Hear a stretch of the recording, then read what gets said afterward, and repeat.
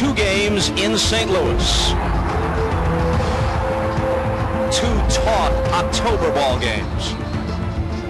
2 games that maybe could have gone either way.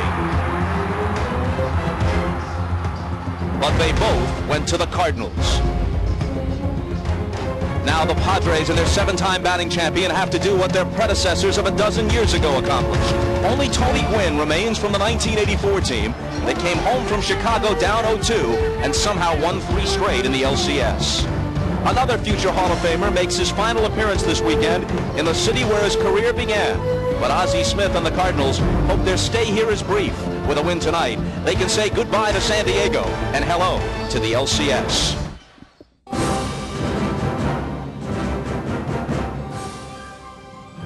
NBC Sports presents the National League Division Series. Tonight, it's Game 3. The St. Louis Cardinals versus the San Diego Padres. 78 degrees on a sparkling late Saturday afternoon in San Diego, but the prospects for the home team considerably less bright. They come home against the Cardinals, 1 defeat away from elimination in this division series. Welcome to Jack Murphy Stadium, and hi again, everybody. Bob Costas along with Mr. Baseball, Bob Uecker, and Hall of Famer Joe Morgan. Now, we don't mean to overstate this. The games in St. Louis were close. We're not saying the Cardinals dominated, but they're this close to winning it, and perhaps part of the reason is their edge in postseason experience. Take a look. Several of these guys played together in the World Series for the Cardinals in the 80s. Throw in their manager, Tony La Russa, 5 LCS appearances plus 3 World Series with the Oakland A's. Bruce Bochy seeing his first postseason experience as the manager of the Padres. More than half of the postseason games for the Padre roster belong to Ricky Henderson. They have many veterans on their roster, Joe, but not that many who have played in the postseason. Now, 2 of those veterans, Ricky Henderson and Tony Gwynn, have reached base 8 times in the first 2 games, but the next 3 hitters have not come through to drive them home. Well, a lot of people, Bob, will try to dismiss experience as a factor in the short series like this. It's more important than ever. I really believe that you have to have experience to know how to handle these types of situations. Take a look at the middle of the order. They are 3 for 20 in the situation, the first 2 ball games. But if there is a plus, they're going to be here at home. They've got 2 games under their belt right now, and they know that there's no tomorrow. A little of the pressure has been removed when you go down 2-0. Left-handed swinging Wally Joyner struggling against left-handers generally. Benched tonight against Donovan Osborne. Arky Sinfraco will play first base for the Padres. What about that pitching pairing, lefty Osborne against Andy Ashby, the right-hander for San Diego? Well, it is Donovan Osborne for the St. Louis Cardinals. 7-2 lifetime. He's really dominated San Diego, Bob. This year in 4 games, he's beaten them twice, losing only once. His only loss came on a Ken Caminiti home run that beat him by a score of 1-0. On the other side, you've got Andy Ashby, 3-5 lifetime against St. Louis. He's 0-2 this year, and in his most recent loss, he was hit for a grand slam home run by his mound opponent tonight, Donovan Osborne. When we come back, we'll take a look at the starting lineups. If the Cardinals win tonight, they're heading for the LCS, apparently against the Braves, who are putting the finishing touches on a sweep against the Dodgers. They're in the 9th as we speak. We'll return to Jack Murphy Stadium in a minute.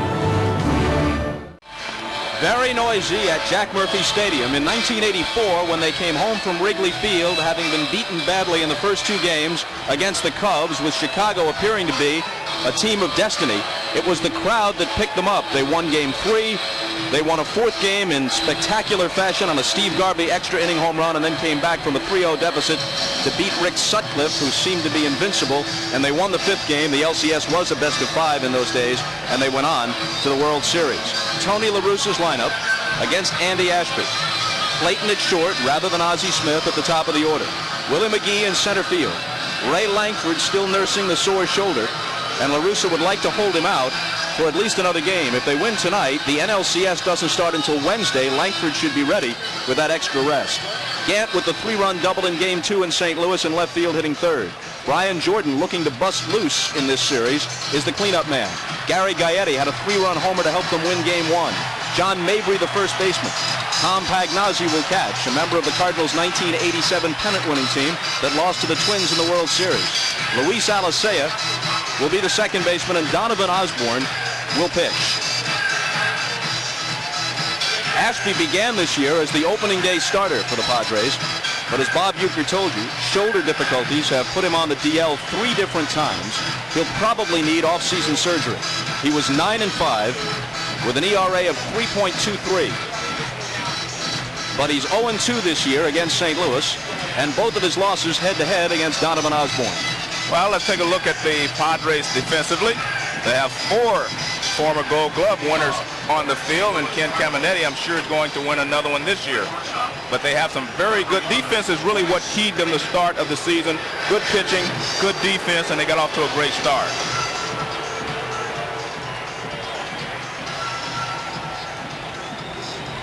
There are people in the Cardinal dugout and in the bullpen in one case who would never be guilty of overconfidence.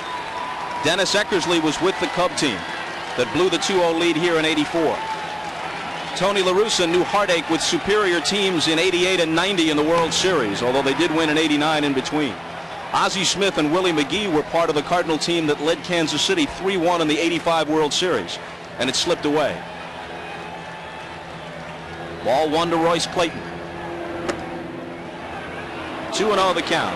It happened as recently as last year when the Yankees won 2 at home against Seattle, and the Mariners went up to the Kingdome and took 3 straight to win the division series.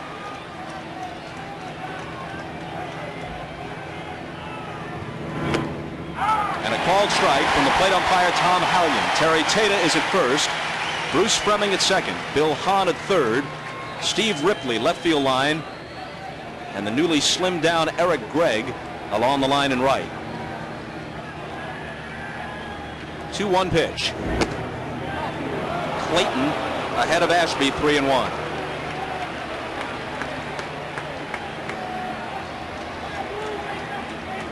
There's a little bit of haze above, and of course shadows at this time of the afternoon creeping out over the infield, covering the entire hitting area and the pitcher's mound for that matter. But it goes to sunlight toward the middle of the diamond. So there could be some problems with vision here, Joe, as Clayton draws a walk to start the game. You're right, and this is exactly the way the Cardinals started in Game 2. Ozzie Smith was leading off instead of Clayton.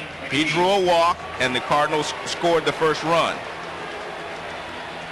6 walks and a wild pitch helped do the Padres in Game 2. And this is where the experience comes in. I mean, when you walk out there on the mound in the playoff, you have to make the leadoff hitter swing the bat. Willie McGee. Clayton diving back. He stole 33 this year, but he was caught 15 times, so not a great percentage. But he's capable of putting pressure on the Padres because they realize that he will run, and anytime they think you're going to run, it changes the way you set up your defense. McGee wraps it foul. Willie is 6 for 9 lifetime against Andy Ashby. And you can see Willie didn't go up there looking for a walk. And he seldom does. Willie will hack. Boy, it's amazing to see that this guy is still around, Bob, remembering him from back in the '82 series against Milwaukee when he had such a great series. And the Brewers, as a matter of fact, in that championship came back down 2-0 from California to win 3 in Milwaukee. It has happened. It can happen. Clayton bluffs the go, and McGee swings and misses.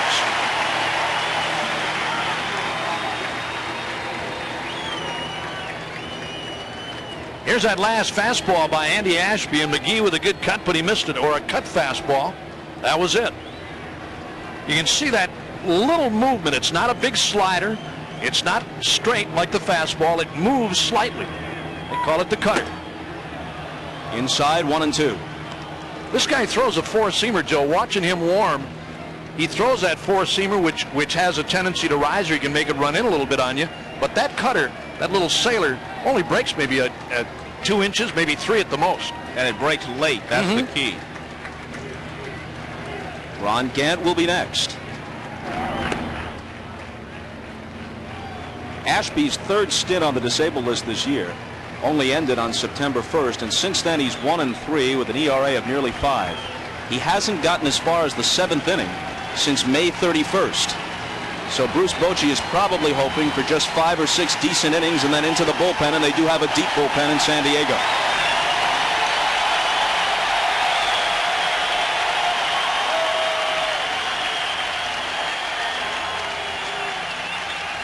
Clayton goes, and Willie fouls it off. You know, in talking about Ashby, though, Bob, in his 6 innings, he hasn't gone longer than 6 since back in May, as you said. Those are quality starts today. I mean, you get 6 innings out of a guy today, that's a quality start. It's see you later, and it belongs to the bullpen. At 6 innings, and you can give up 3 runs. That's still right. a quality start. That's so, right. I don't know. That's what I was talking about with Clayton. Even though he does not have a great percentage, he opens up holes for his hitters. Clayton was going on the last pitch. Not this time. Swing and a miss, and McGee strikes out. That's the best fastball that he has thrown this entire ball game. He got 2 strikes on Willie, and he reached back and got one for the inside corner. This is the perfect location right there. There's that cutter again right on the inside corner, and Willie McGee swings over the top of it. That ball has some juice on it. That was actually maybe a bigger slider, more like a slider than a cutter, but it was real hard.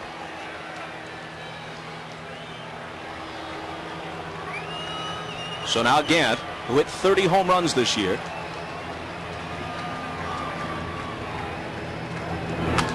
hits this one hard. It skips over the glove of Caminiti, a Gold Glove quality third baseman who generally would make that play. But again, I think it's the shadows you showed them, Bob. That ball's hit hard, and you don't pick the ball up off the bat as quickly as you would in another situation. Clayton stopped at second. Now watch this pitch. Let's see how quickly Caminiti moves. See, he doesn't move right away, and the only thing he can do is try to short hop it, come up with it, but that's a tough play. You see Gant get on top of that ball, Joe, and really ride it down. I mean, had that top spin on it, and over the glove of Caminiti. That ball was hit hard. Cardinals with something shaking in the top of the first. Brian Jordan takes a ball. They check down at first base, but he didn't commit himself. Jordan just 1 for 7 in the series after hitting .310 for the year. Bob, I want to make a point here, and I'm surprised that they started Ashby instead of Valenzuela. Valenzuela was their second best pitcher this year behind Hamilton, and he always gets the crowd in a frenzy, so I'm surprised that he is not the starter in today's ball game. The 1-0 pitch is in there. And talking about Valenzuela too, Joe, he probably has as much success against right-handed batters as a right-handed pitcher. Got that great screwball. And Bochy did say to me if it goes 5, Valenzuela would be the pitcher. If there is a game 4, they'll reprise the game 1 matchup. Joey Hamilton versus Todd Stottlemyre. Ashby wheeling and then just looking Clayton back. Clayton opened the inning with a walk. After McGee struck out, Gant singled over the glove of Caminiti at third. First and second, 1 down, top of the first.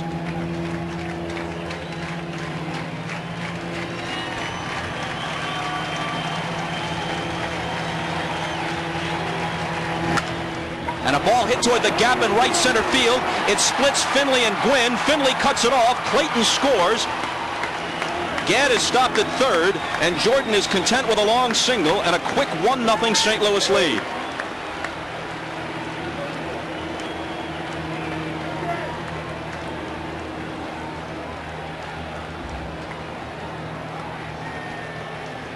Got to look at it one more time. Brian Jordan lacing one into the gap in right center. Here it is again. Pitch down low and away. He went right with it. And a heads-up play by Jordan too, Joe, and not trying to stretch it into a double. They've got runners at first and third and only 1 man out. Nice play there in the outfield by Finley. He cut that ball off and made a good throw to second base. Well, the PA system blares the Beach Boys, "Don't worry, baby. Everything will turn out all right." But there's cause for concern. Down 0-2 and then trailing game 3, 1-0. And despite what Bochy told you about Monday, he can't be thinking about that now. And Valenzuela gets up just like that. Yeah. Valenzuela has pitched a lot of big ball games in his career. He knows what it takes to win in the playoffs. I guess that's why I was a little surprised at the fact that they started Ashby instead of Valenzuela.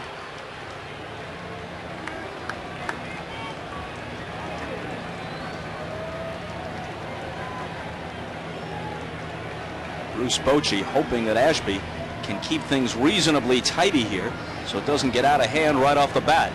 First and third, one out, a run home, infield at double play depth, and ball one to Gaetti. Gaetti's only hit in the series was huge. First inning homer, 3-run shot in St. Louis.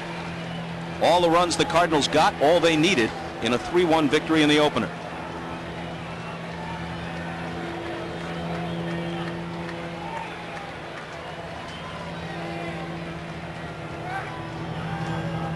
The bluff to third and the look back to first just to see if they can fool the runners, and about once every 100 times it works. Yeah, you're right. It's amazing. I mean, fans boo and people jeer and everything else, but every once in a while somebody gets nailed off at first. I boo with the fans. Gaetti pops one wide of first into foul ground. Sinfrocco over there, stumbling a bit, makes the catch, tagging and sprinting for home is Gant. And he's gone.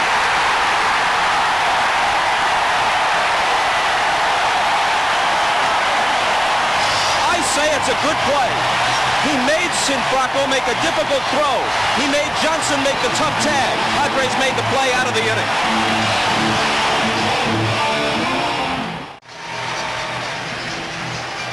As we come back to San Diego, watch the play by Sinfrocco. A fine catch. He wheels and makes a good throw to the plate. Actually, it bounces twice, but it's accurate. Now Johnson with the tag as Gant dives in, and you will see on this angle that he doesn't have the ball, and Gant's hand gets in there. Hallion missed the call. Gant was safe. He was safe by a mile. A heck of a play by Gant. He had a heck of a chance to make it. He should have been called safe. Good play by Sinfrocco, but he was safe. That's a big play here in the opening inning. One more look. Here it is again. Now Ron Gant with a head-first slide, reaching for home plate. He's got the plate, and the ball was dropped and bobbled. He was in there. Safe or out, it's a daring play, and I think a good play because you force the defense to make a nearly perfect play in order to get you. Well, with one out, it's an excellent play. You should put pressure on the defense. But you're right, Sinfrocco made a fine throw, but Gant just beat the play. Yeah, not with nobody out, right. But with one out you make that play, and if you're safe, you've further shaken them up. You've taken a 2-0 lead. You move the other guy at first up to scoring position at second base. It was a worthwhile gamble for the Cardinals, and if the call had been correct, they would have gotten away with it. As it is, they have to settle for 1 run, and maybe Ashby is breathing a sigh of relief because it was a very difficult top of the first, and he gets out of it with just the 1-run scoring.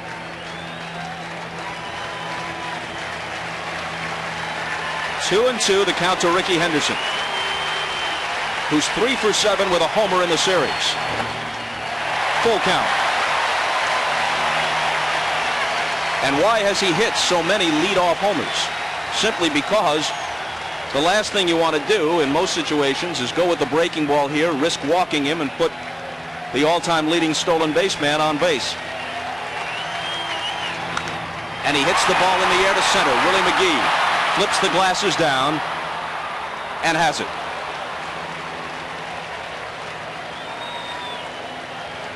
And here is the Padre order. Henderson leading off, followed by Gwynn, the 7-time batting champion. Finley, Caminiti, who is likely to win the MVP. Sinfrocco for Joyner. Johnson for Flaherty. Johnson played game 1, Flaherty game 2 in St. Louis.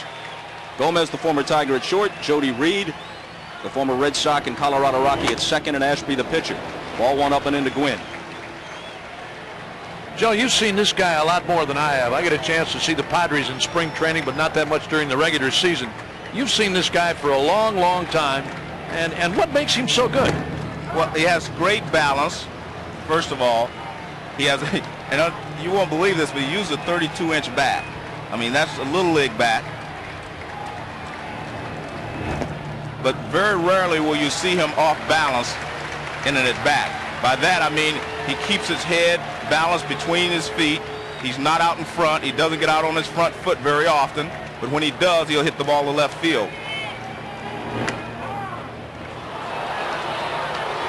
It almost gets to the point with this guy, if he takes a pitch, it's a bad ball. It really isn't a bad ball, but the fans think it is because he took it. And the 2-2. A rarity, a Gwynn strikeout. I would have to think that the shadows are bothering them a little bit, Bob, because it's bright sunlight in center field, and then home plate is in the dark. So that can hamper you in trying to pick up the spin, especially on the breaking ball, because that's the type of pitch that he usually hits the other way. You can see this is a breaking ball down and away. That's the kind of pitch that Gwynn goes the other way with. But you can see the bright sunlight in the background makes it very difficult to pick the ball up.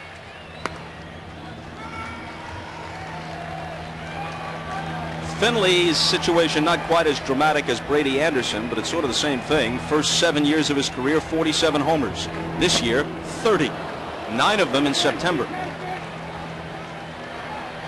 Another good breaking ball that time from Donovan Osborne, down low and away, and Finley out in front trying to pull it.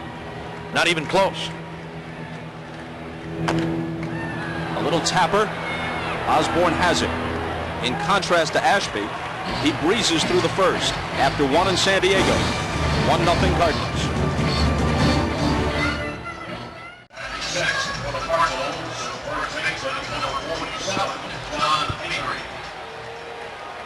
This is the 4th playoff game of the day. Atlanta just put the finishing touches on the sweep over the Dodgers.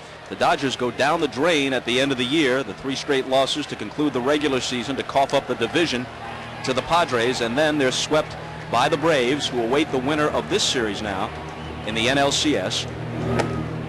John Mabry cuts and misses against Ashby as we move to the 2nd. In the American League, the Yankees, after trailing 4-0, a home run by the amazing Juan Gonzalez. He had 5 in the 4 games, but it wasn't enough. Yankees come back and beat Texas 6-4. Big hop for Jody Reed, and Mabry is retired. And the other American League game finds the wild card team, the Orioles, moving on, and Roberto Alomar, the center of controversy this week, delivers the home run that wins it in the top half of the 12th. Baltimore beats Cleveland 3-1, finishing them off at Jacobs Field. So the ALCS, which will be seen on NBC, begins Tuesday at Yankee Stadium. The middle 3 games, assuming a 5th is necessary, are in Baltimore, and if a 6th or 7th were required, back at Yankee Stadium, all on NBC, starting next week. So this is the only division series undecided.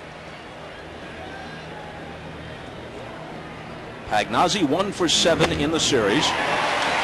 Hit .270 for the year. Good fastball there from Ashby. In difference to his first inning, he threw 1 or 2 good fastballs back in the opening inning, but here in the 2nd, he seemed to be letting loose a little bit better, seems to be feeling better.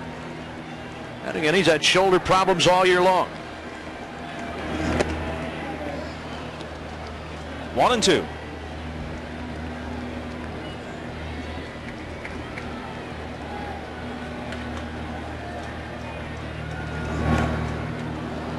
Down and away, and the count levels at 2-2.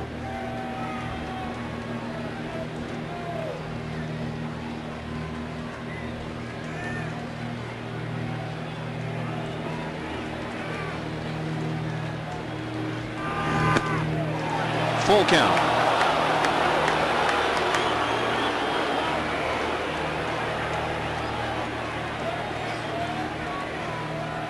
That last offering on Pagnozzi off the inside corner, and maybe even a little bit high. 3-2 pitch hit to short. Gomez to his right. Has it. All things considered, you'd have to say that these days one would prefer to swap a Tiger uniform for a Padre uniform, which Gomez did. Yep, that's what he did. Game with the Tigers, now here in San Diego. You know, Joe, you talked earlier in the telecast about the lack of offense for the San Diego Padres, and one of the guys that has really cost him is Greg Vaughn. The guy they got in that deal with Milwaukee, who has really not delivered the way the Padres thought he was going to, and has really not done much here in postseason. A couple of pinch hitting jobs.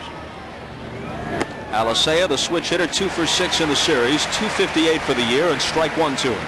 Well, when I look, I still, just to validate the point I was talking about with Fernando, he was 2nd on the team in wins with 13. He won 6 of his last 9 starts. He was 6-1 in his last 9 starts. I mean, he was our 2nd best pitcher the entire season, next to Joey Hamilton, and now he's relegated to a relief role. So I'm a little surprised that guy has a way of getting the crowd involved. He's pitched in pennant contention before. I mean, he is the guy that I would rather have out there if I was the Padre players.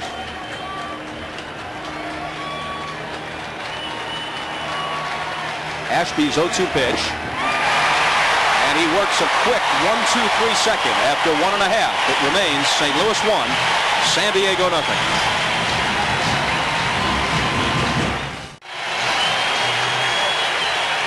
To the bottom of the second, and the reception for the odds-on MVP, Ken Caminiti. He's hit 3 homers in his career versus Donovan Osborne, including one this year that won a 1-0 game. He smacked 40 round trippers for the season, 28 of them in the season's second half.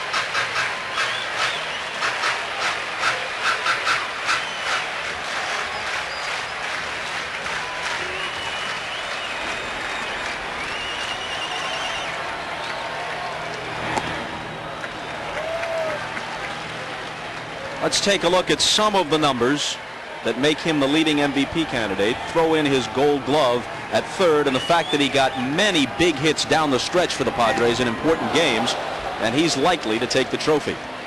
1-2.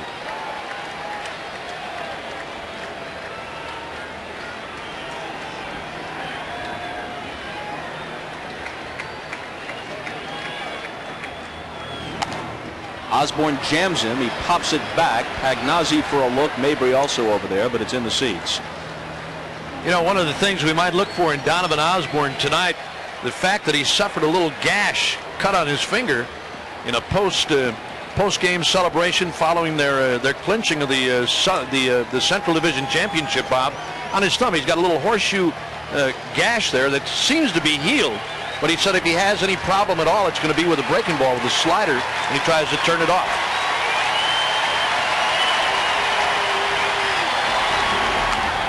And Caminiti rolls it foul. In contrast to his opponent Ashby, who's been on the DL 3 times with shoulder problems, Osborne's problems have come off the field. He broke 4 ribs in a spring training auto accident, and then, as you say, he gashed his thumb on a jagged champagne bottle in Pittsburgh after they clinched the division. Normally you take the cork off before you start drinking. That's always wise, yes. Another 1-2 pitch. And Caminiti holds up. This is Osborne's first appearance in 13 days. He pitched 5 innings on the 22nd of September at Cincinnati and left with a blister on his pitching hand, nothing serious. So he is obviously well rested. 13-9 for the year. That's a career high in victories. And an ERA of 3.53. His fastball gets into the low 90s, and when you combine that with an excellent curveball, it can be, when he's sharp, a devastating combination. And he fans Caminiti. One thing, Joe, when a guy has a good curveball and he can get the fastball up into the 90s, you can't sit on the curveball because then you can't catch up with a fastball. Well, the real problem that Caminiti has here is this pitch is up and out of the strike zone, but he has to wait a little longer because of the good breaking ball, so the fastball gets right on him and gets right by him. So, and I think he wants to take a bite out of the bat.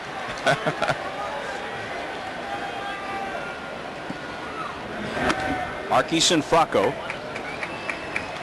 first at bat of the postseason, .281 for the year with a couple of home runs. Wally Joyner, a left-handed batter, hit just .164 against left-handed pitching since breaking his thumb midway through the season. Broke his left thumb. And Joyner was 0 for 9 for his career against Osborne. Combine that with Joyner going just 1 for 7 in St. Louis in the first 2 games, and Bruce Bochy made a very logical move. Wally sitting this one out. Well, I think also a logical move would have been to put Greg Vaughn in the lineup today. The middle of the lineup has not hit well. That'll make the seats down the right side. He's a right-handed hitter, and he did hit 10 home runs for the Padres after he came over. He did not hit well for an average, but in 43 ball games, he hit 10 home runs. And I think you're in a situation where you need to score some runs. And one swing of the bat from Greg Vaughn can get you some runs. And there were several times down the stretch where he did hit home runs to help them win ball games. And you look at Finley's record right now, he was 1 for 7. Now he's 1 for 8, of course. So I'm a little surprised at the way that the Padres have chosen to go in this game, especially being down 2-0. Buke, as the Brewers announcer, you saw Vaughn a lot in Milwaukee. Could he play first base? I don't think he could play first base, Bob, but he did a pretty decent job in the outfield, and he really did hit some big home runs for Milwaukee. This ball is lined over the leaping Alicea, and on the 3-2 pitch, Sinfrocco comes through with a one-out single.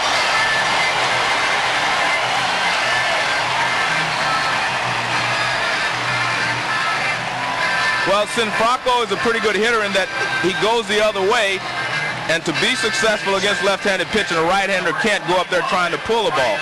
And Sinfrocco doesn't hit with a lot of power, but he does hit line drives. He stays left center to right center, and he swings the bat pretty well. Doesn't run that well, as you can see, but he does bring a pretty good bat to the show.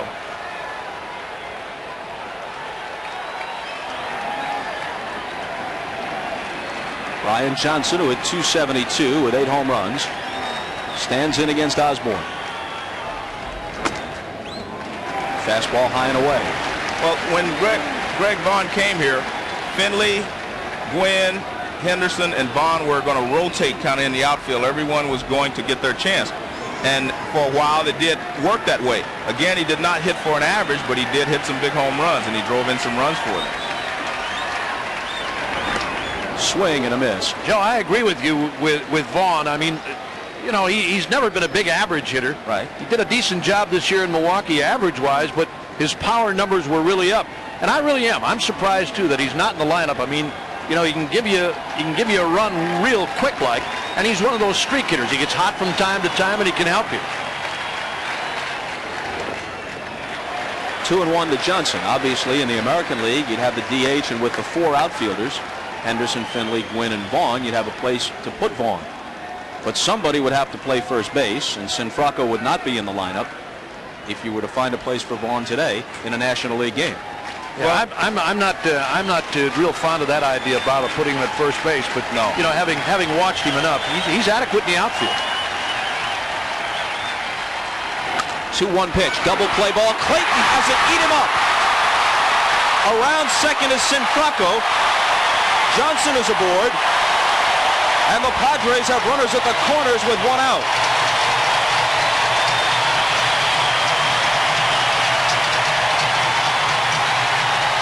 That ball takes a bad hop on Clayton.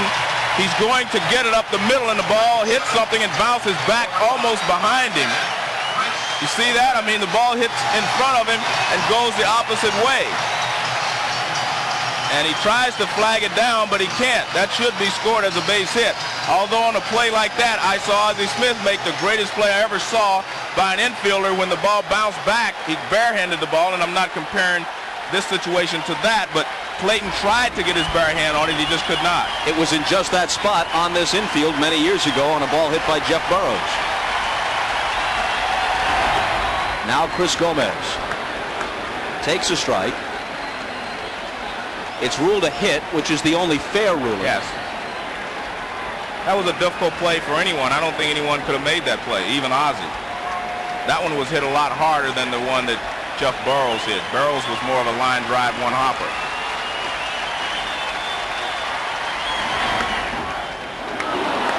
Osborne gets ahead 0-2. Well, here's where he needs the strikeout.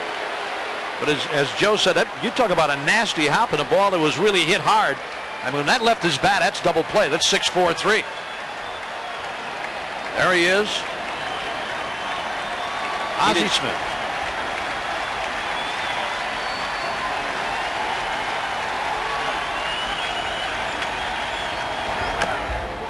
A check swing high hopper. The runner comes to the plate. Osborne takes it home, but not in time.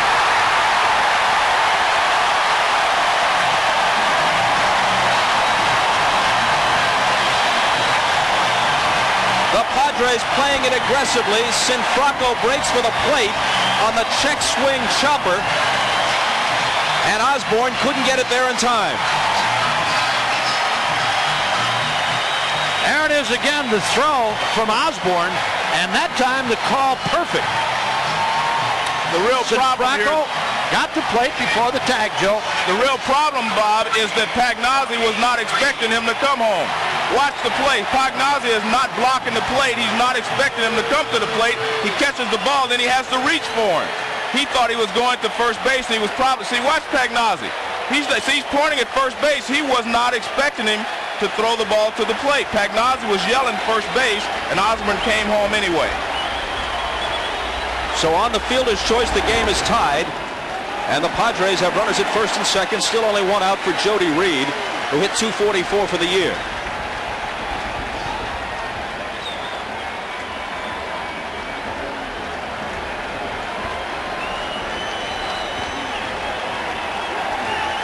Tied at one, bottom of the second. Ashby, the pitcher, on deck. Got the outside corner.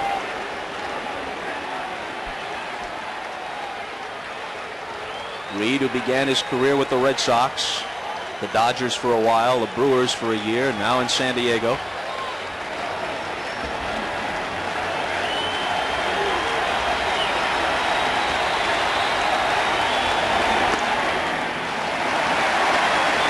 Two and one.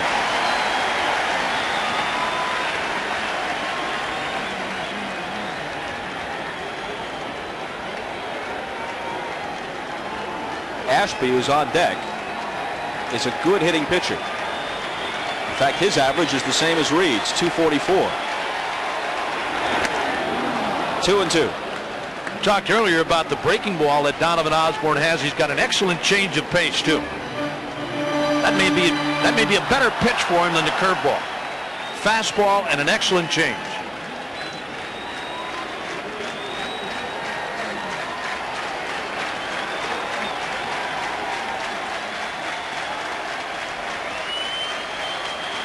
Jody Reed's a little irritated because he thinks that Osborne is taking just too much time out there, you know, walking around.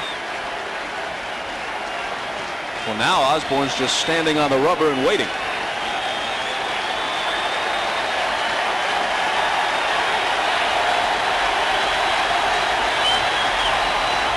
And here's the 2-2 pitch.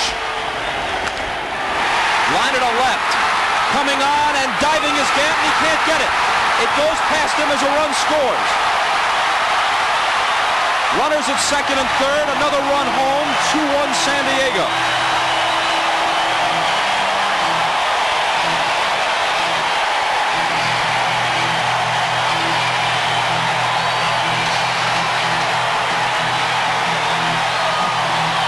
Now this is a ball that I thought Ron Gant was going to catch. He caught up to it. It looked like it went over his glove. There it is, the hit by Reed. Now Gant's coming on. He's wide open. This ball looked like it went right over his glove. It did. That ball went right over his glove. I don't know how he missed that ball, but he did. Here it is again. That ball went over his glove, Joe. I thought he was zeroed in. Well, he must have lost it someplace. At least let's give him the benefit of a doubt, because he should have caught that ball. When that ball got to him, it was still in the air. Yeah, he got there in plenty of time. So now Ashby, the hitter. 5 doubles for the year. 5 RBIs. Mabry, the first baseman, in on the grass. Middle of the infield back. GAETTI a step behind the bag at third. Well, the Cardinals had taken this crowd out of this ball game by scoring first in the first inning, and now the crowd is getting excited because they're being helped by the Cardinals, and they're also scoring runs.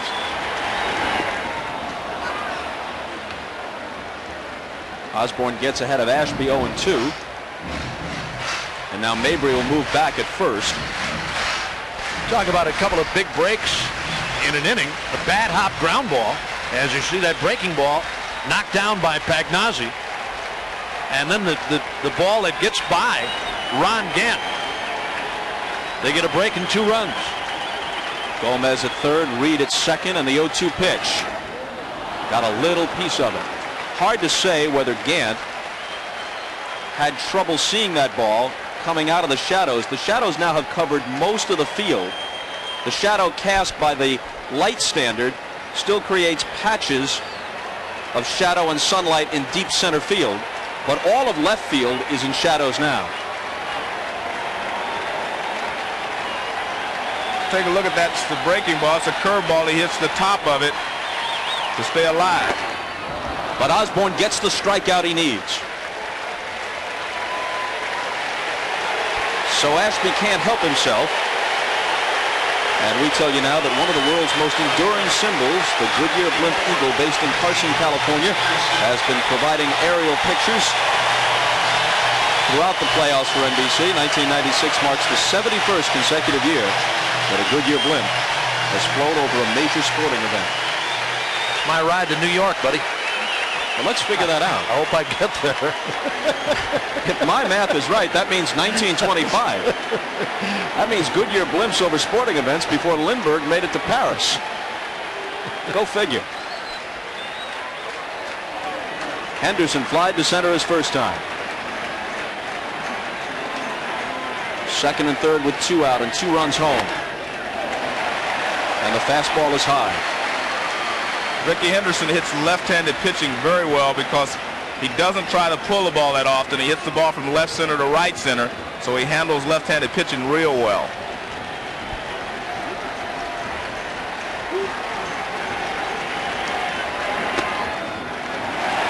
What a labor this inning has been for Osborne. That was his 32nd pitch in the second inning. Well, again, thanks to a bad hop single. And the ball that got by Gant, he's still here working in the second.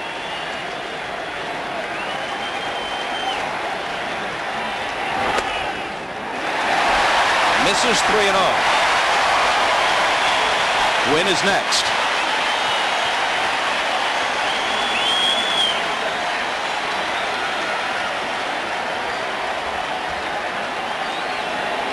Green light him here? No, I don't think so. Not with Tony Gwynn on deck. He took a rip. I tell you what, that's showing a lot of courage there from Bruce Bochy with Tony Gwynn, the National League leading hitter, on deck, and Ricky Henderson hit 240 this year. Well, remember, this is the all-time leading stolen base man, but he's also hit 245 career home runs. He can get you 3 in a hurry on the right pitch. Now the count is full. In this situation, you want a base hit, though, and Tony Gwynn hit 350, and Ricky Henderson hit 240 something. So I would take my chances with Tony where I need a base hit. If I needed a home run, I would say you're right. Let him go 3-0.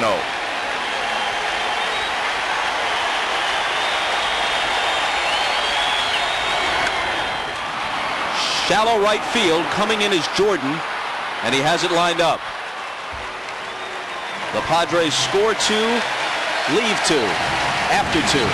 2-1 San Diego.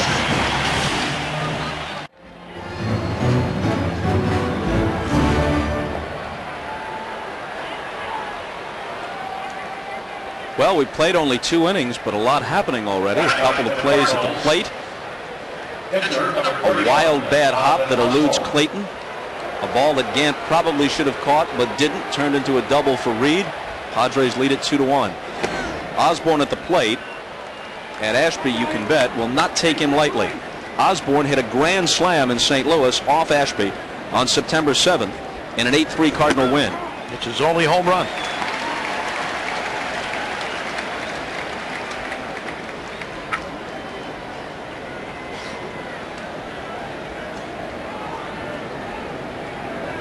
Cardinals trailing for the first time in this series. Sinfracco will take it himself. Osborne returns to the dugout where a moment ago Jim Gray tells us that he and Pagnozzi exchanged words, and I would guess it had to be over the play at the plate in the bottom of the second. On the fielder's choice, Chris Gomez hit a chopper in front of the plate, which Osborne fielded, and he threw to Pagnozzi at the plate trying to get Arky Sinfracco coming home. The throw was late, and Pagnozzi apparently wanted Osborne to take the out at first.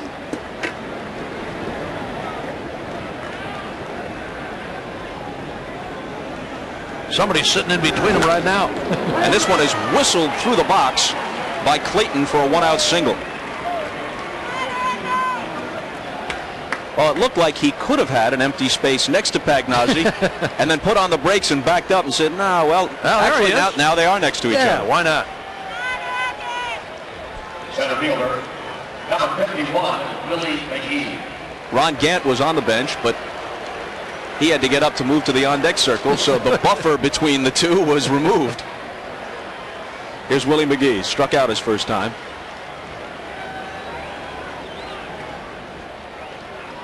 You know, with the Cardinals leading in the series 2-0, it just seems like Tony La Russa wants to do everything he can, Joe. I'm talking about running, moving runners. You got the lead 2-0. You might as well let it all fly here. Well, I'm sure Tony wants to end it today and not let it go any farther. Sinfracco gets the lead man. Throw back to first with the pitcher covering, and McGee is safe. The 3-6-1 is tough to execute. The Padres almost did it.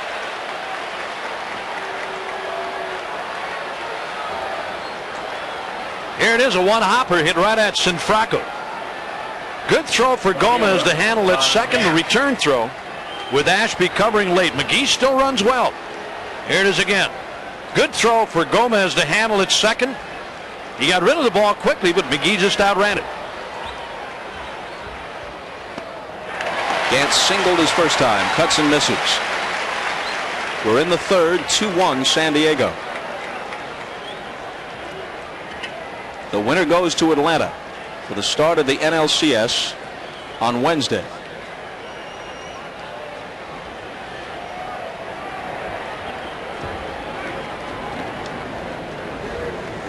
Cardinals lead the series after back-to-back victories in St. Louis, 2-0. The Braves completed a sweep of the Dodgers earlier today. The Orioles eliminated the Indians in 4, and the Yankees knocked the Rangers out in 4. Both those series also concluded this afternoon.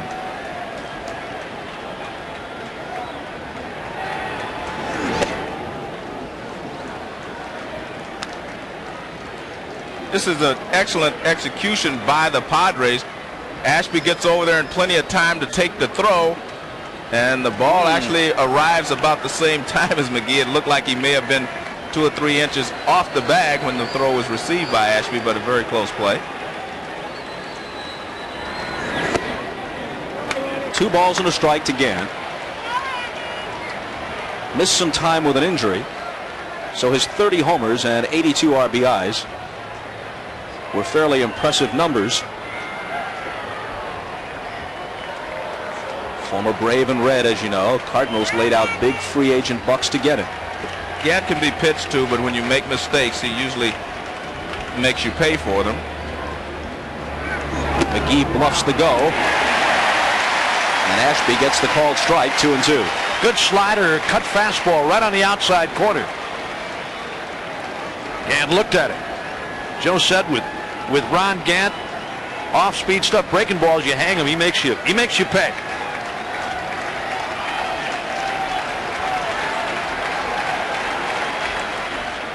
The Cardinals have a lot of hitters like that in their order.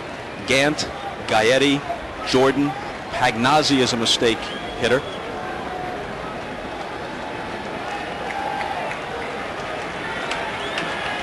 If Ashby leaves some of those sliders out over the plate this afternoon, he will pay.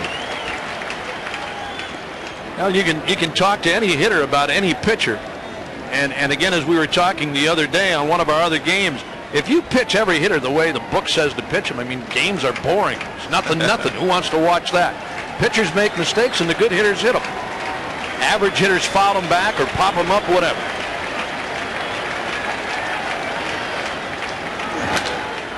Gant sends this one in the air to left center field. Finley over and calling and almost running into Henderson, but on the track, it's Finley for the catch. And no runs, a hit, a man left. To the bottom of the third, 2-1 San Diego. Well, let's take a look at the center fielder. The center fielder's in charge. You see he's calling. That means Ricky Henderson has to get off, and he finally does at the end. A lot of times you see the outfielders run together, but it's the center fielder's call. If he calls for it, you're supposed to get out of the way. Wynn, Finley, and Caminiti in the third at age 36. Wynn hit .353, his 14th straight year over 300. his 4th consecutive season better than .350. Alicea. And they've retired Gwynn twice in this game. Finley out on a comebacker his first time. GAETTI in close at third, and strike one to Finley.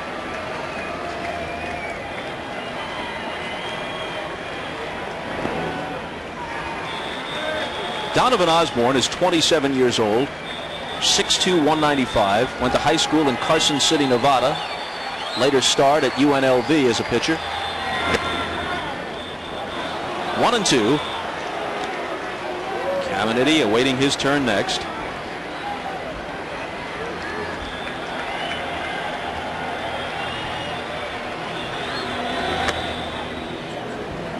Osborne's parents apparently were big fans of the late 60s, early 70s singing star Donovan.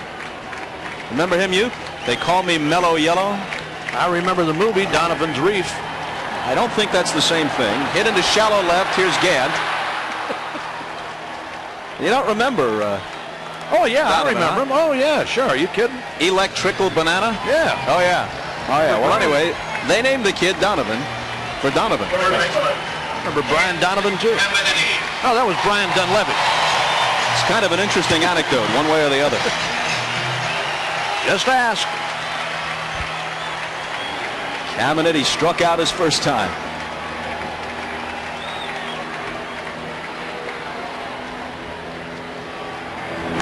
Evidently, his parents liked the name Kenneth. Might have just been on general terms. That's the second time tonight that Pagnozzi has taken a good one in the mask. This sometimes feels kind of good. You would know. I got to be honest with you. Kind of shakes the cobwebs out after a long night, you know. Sometimes without a mask, I hate that. Oh, does that hurt? You got to hate when that happens. As Billy Crystal and Christopher Guest would tell you, I hate it when that happens. I catch a foul ball right in the nose. I hate when that happens. Bob, if you want to realize why Caminiti is having such an outstanding season, it's easy to find out. He's a much better hitter from the right side. He improved immensely from the left side this year. And that's the reason that he's having this MVP type season. He has always been a good hitter from the right side, but you could throw the ball by him from the left side up. In the end, he didn't handle that ball. This year you see he's done very, very well from the left side, and that's the reason that he's thrown up these big numbers. He had always struggled from the left side in the past.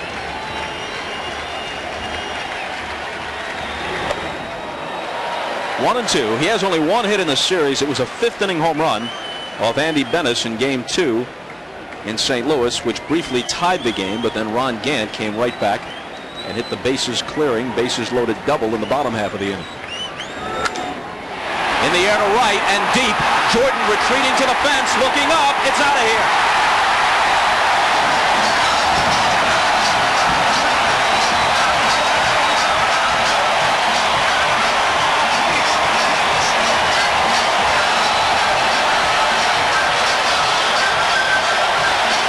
Hits in the series, and he's made them both count, both for the distance. Well, again, he's always been a very fine hitter from the right side. This is his powerful side right here. He just does not get as many at-bats from this side. And that's a good pitch from Osborne. That ball is on the outside edge and actually moving away, but Caminiti did not try to pull it.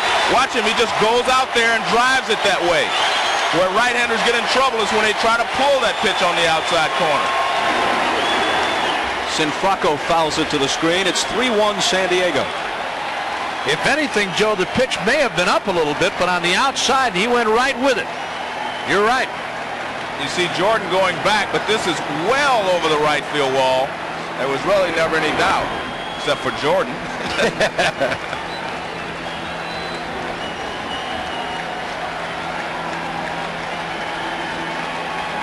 Ricky Henderson, who has a homer of his own in the series, talking with Caminiti, who now has 2. Watch the pitch again. Well, watch, it's away. Uke thinks it's up a little bit. I think it's about bell tie, Uke. That's up. Yeah, okay. it's about bell tie, and he hits it over the right field wall. But you're right, for a sinker ball pitcher, Yeah. it is up. I mean, he wants to hit the ball between the belt and the knees. What did you think was a high pitch when you hit? Well, for me, the Thigh belt was high. Belt high? Yeah, it was high for me because Okay. I couldn't hit the other one. I couldn't handle that high. I mean, a lot of guys say a belt high pitch is upstairs. Yeah, because you can't. And a lot of especially people over here. can't hit it. Especially in the National In this League. league, you mean. yeah, in the National League, yeah. A low ball league. Right. Here's the 2-2. Full count to Sinfrocco. 2 out, nobody on, a run home on the Caminiti homer. 3-1 Padres. Sporting that Caminiti goatee mask. Very flattering. Passed out by a local radio station to the fans coming into Jack Murphy Stadium today. Pretty good marketing idea.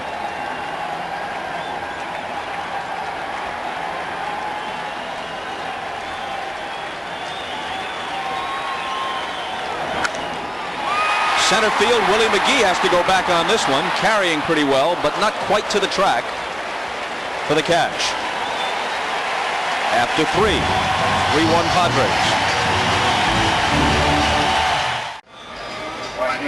Donovan Osborne will change the t-shirt several times during the course of a game. Doesn't like to get too sweaty and too uncomfortable, and the Padres have made him sweat a bit more than usual through 3, leading 3-1. Andy Ashby back to work in the 4th against Brian Jordan. Contrast between these pitchers. Ashby has never had much success against St. Louis. Osborne has dominated the Padres. It's true this year and throughout their careers. But Ashby is on the long end right now, 3-1, and that first inning was critical. He was in big trouble, already down 1-0. And it appeared that Tom Hallion missed a call at the plate, with Ron Gant trying to tag up and score on a pop foul down the first base line, which could have made it 2-0, and the inning still would have been alive. Caminiti guns it across to get Jordan. Terrific arm for Caminiti, Joe. And he's got a sore arm, Bob. Just think about it. He's got some rotator cuff problems, but he does have a great throwing arm. He probably has the best throwing arm in the National League. And watch how he gets down on this ball. When you have as good an arm as he does, you can knock it down and throw him out, but he takes an extra couple of steps and fires a strike to first base. And a strike to GAETTI, who couldn't hold up. It was GAETTI who fouled out into the double play to end the first inning. So he's 0 for 1. You have to give Ashby credit. He has bounced back from that rough first inning, and he is throwing the ball pretty well now.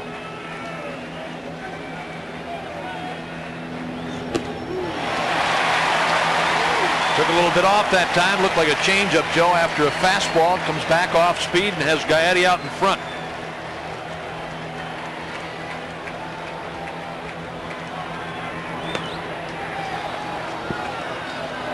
One and 2. Counting the first 2 games of this series, the Cardinals have won 10 out of 14 against the Padres this year. And it was generally thought, as the Padres and Dodgers dueled on the final weekend of the regular season, that St. Louis, awaiting the winner, would have preferred to play San Diego, considering the Dodgers' starting pitching. The Dodgers went out rather meekly against the Braves, losing 3 straight. I think that just tells you how good a ball club the Braves have, and they know how to win.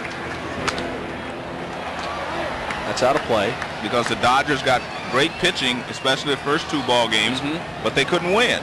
The Braves knew how to win, and they proved that they are the best team in the National League to this point.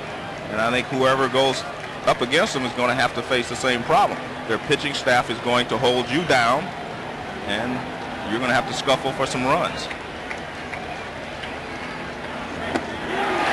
Couldn't hold up. Strikeout victim.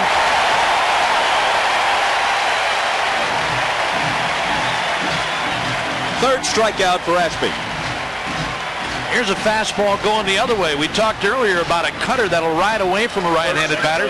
Here's the opposite, little sinker, and he freezes GAETTI anyway. Good pitch, and he went around.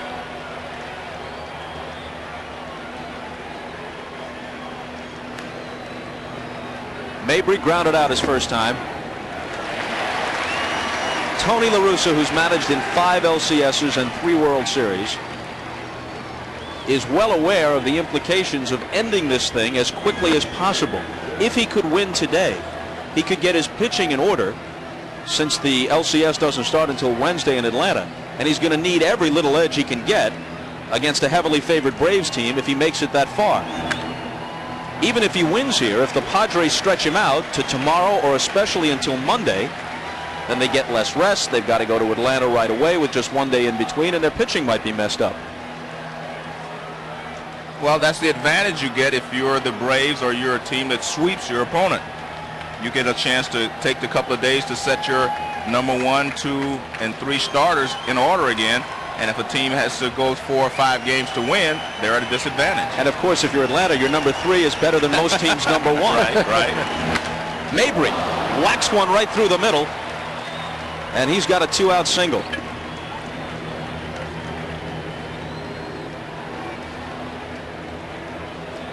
I don't think Ashby's going to want to throw this pitch again. I mean, he could. This was a line drive right back through the middle. Actually, he looks like he's in pretty good fielding position. Watch.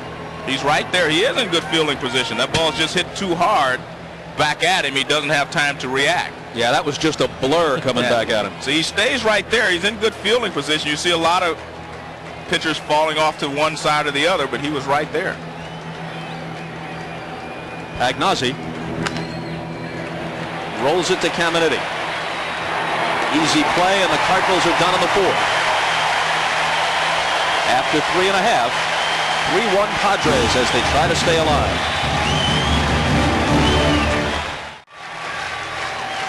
Brian Johnson, who singled and scored in a 2-run San Diego second, leads it off for them in the bottom of the 4th.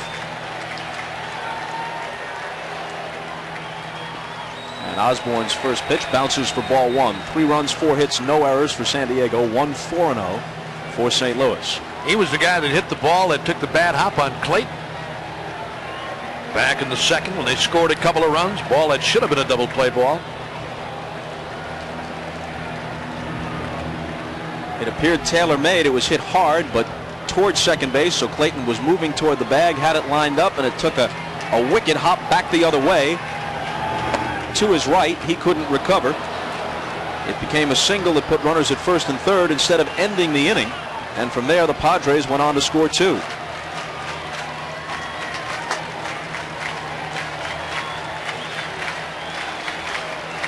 The 1-2 pitch, line hard to left, and it drops in front again.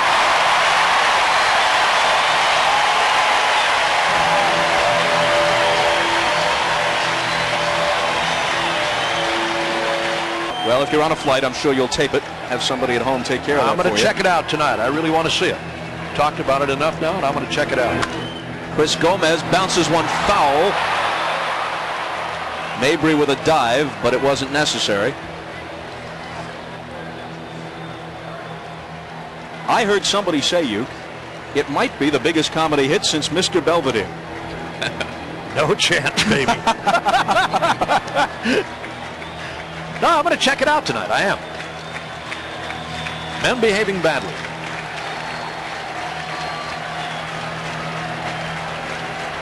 Johnson single to open the inning. A short lead for him at first. And the pitch to Gomez. Driven toward the gap in left center. Gant gets over to make it a 1-base advance, first and second. And nobody out on consecutive singles by Johnson and Gomez.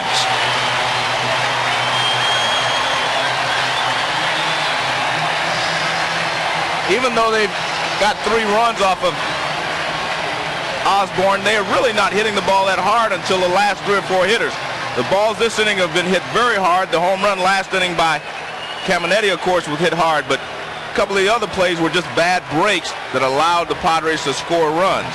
But these have been 2 extremely hard-hit balls. Joe, did that look like a changeup? It looked like a changeup to me that was upstairs. I mean, that he really tipped when he delivered it. Well, that was definitely Motion upstairs. and everything. Well, what happens a lot of times, they'll slow their motion down, and obviously it's going to slow down here simply because it's in slow motion, but that pitch was a fat pitch to hit and was a little bit off speed. Saw left-hander Tony Fossas in the Cardinal bullpen. Now here's Reed, even with the pitcher next. A sacrifice isn't out of the question. Mabry's in close. No sign of the bunt. as he takes ball 1. Well, you have a 3-1 lead here. I don't think you would bunt with Jody Reed in this situation. He's facing a left-handed pitcher, and Jody swings the bat pretty well. If you had a right-hander out there, you may think about it. Reed doubled his last time, knocking home a run. In there, 1-1.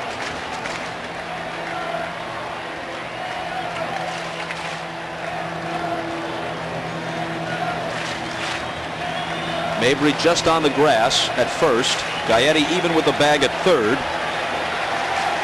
Middle of the infield looks for the double play.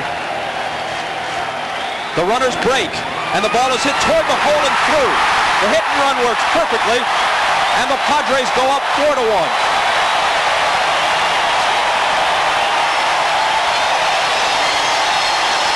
Well, I said that Bruce Bochy was showing a lot of courage in today's ballgame with some of the decisions he has made. This is the better decision than a bunt. Go ahead and put the hit and run on. The only manager I've known who likes the hit and run with runners at first and second was Tommy Lasorda. He liked to do this. And it's a tough thing to do, put a hit and run on with runners at first and second, because sometimes you force your hitter to swing a bad pitch. But he got a good pitch, and he found a hole on the left side, and he gets a base hit and drives in a run. Sinker, and he finds the hole on the left side. Remember now, with runners at first and second, the third baseman can't break for this ball. He's breaking to cover their bag. So that leaves a big hole on the left side, and Jody Reed finds it, and he's very happy.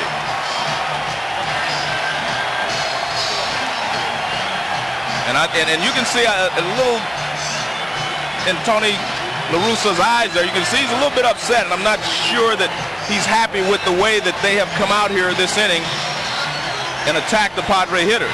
Part of that conversation, I'm pretty sure, was about how they're going to defense the bunt that's upcoming now from Ashby. He has Tony Fossers, the veteran left-hander, throwing down there, but that trip to the mound was not with the intention of removing Osborne, obviously.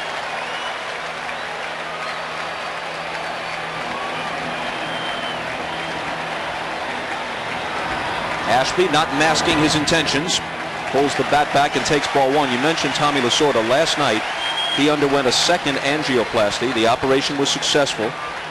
They removed the blockage again from the same artery which had been cleared by the first angioplasty in July. They say Tommy is in excellent shape, resting comfortably, and of course we send our best. You betcha. He bunts it hard, and scooping it up is GAETTI in fair territory, and he throws to Alicea covering. He didn't want to risk letting it roll. It might have gone foul, but he picked it up right on the chalk while it was still a fair ball. It looked like it was going to go into foul territory, Bob, but as you said, he grabbed it right on the line. I thought he was going to let this ball go. I really did. It's bunted rather sharply. A good bunt by Ashby. And GAETTI right on the line picks this ball up. It's right on the chalk. Look at that. That ball might have even been in foul territory when he grabbed it. It's a beautiful bunt. I mean, he bunted it sharply. He wanted to make GAETTI make the play. Here it is, right on the line. And I thought he was going to let it go. I really did. I thought he was going to make him try again. Now the Cardinals pull the infield in. After the sacrifice, second and third, 1 out. A run already home, and it's 4-1.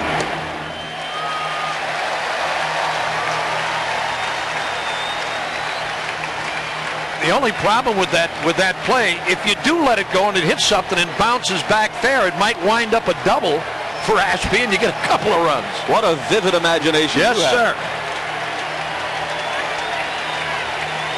Padres a base hit from busting this game open. Good pitch there by Osborne. Ricky, I said, likes the ball out over the plate, and this is a fastball on the inside part of the plate.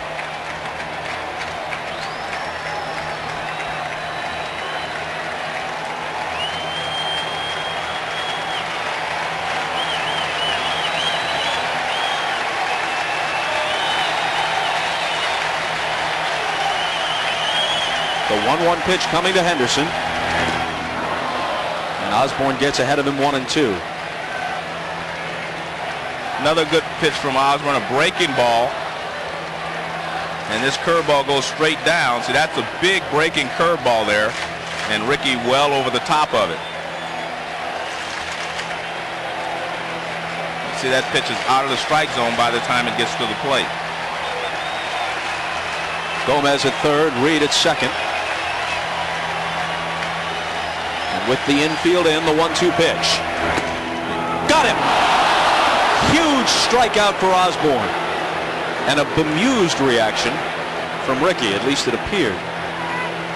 I think Ricky Henderson was fooled on this pitch. He was looking for something off speed, and he threw him a fastball.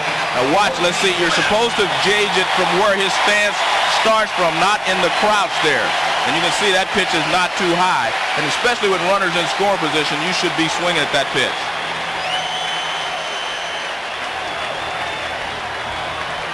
But now Osborne has to contend with Gwynn. He's retired him twice. The 7th batting title this year for Gwynn at .353, tying him with Hornsby, Musial, and Carew.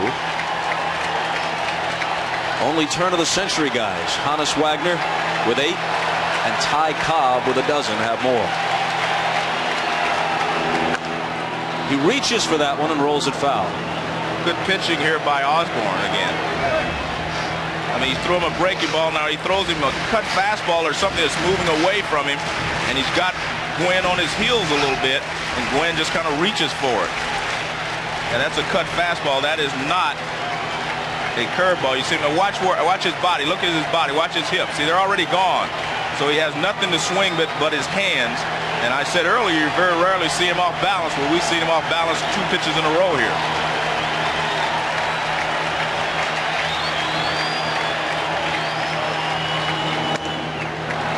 Waste one high, 1-2. There are a lot of different theories on how to pitch a guy like Gwynn, who is, as you mentioned, 7-time batting champion. There's not really one way to pitch him. But a lot of people believe you pitch him away and play him away, or you pitch him inside and play him that way. You can't let him have the entire field to work with. And he's called out on strikes. So he keeps the Cardinals in the game, Osborne does, even though the Padres tack on another one to lead 4-1. When a base hit, considering the quality of the Padre bullpen, would have just about put it out of reach for St. Louis.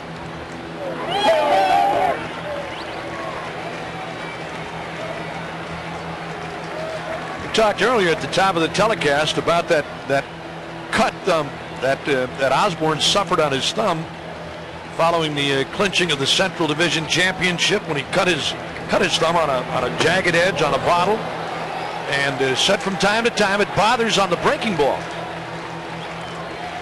They'll use Ray Lankford as a pinch hitter next.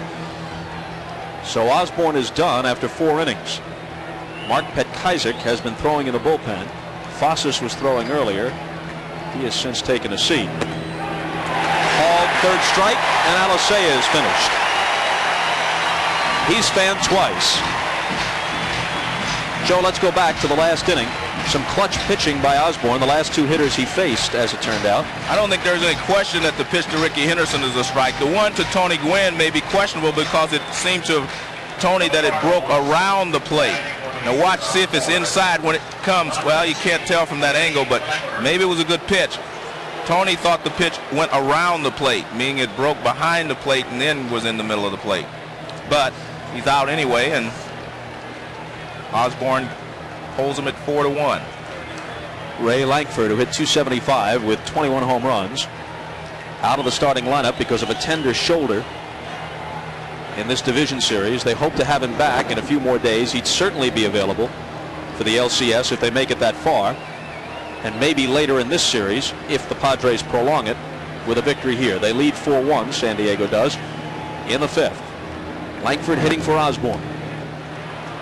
Well, the other thing you miss when Ray Lankford's out of there is his speed, plus he's one of the better center fielders in the league, adds more speed to their lineup. He led the Cardinals with 35 stolen bases this past season. This is his first at-bat in this series. 2-1. The book is complete on Osborne. 4 innings pitched. 4 runs, all earned, 7 hits, didn't walk anybody, and he struck out 5. The last 2 were critical. 88 pitches for Osborne over 4 innings.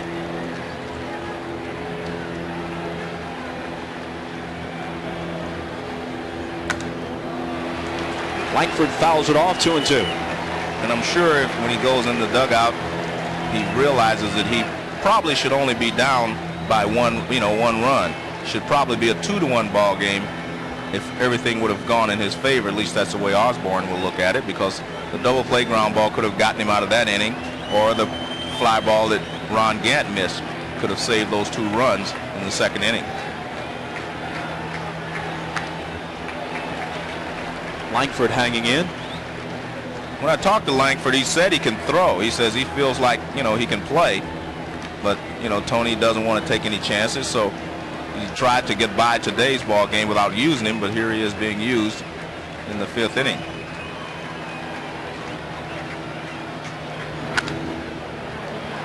It comes up nicely for Jody Reed. Easy play, 2 out.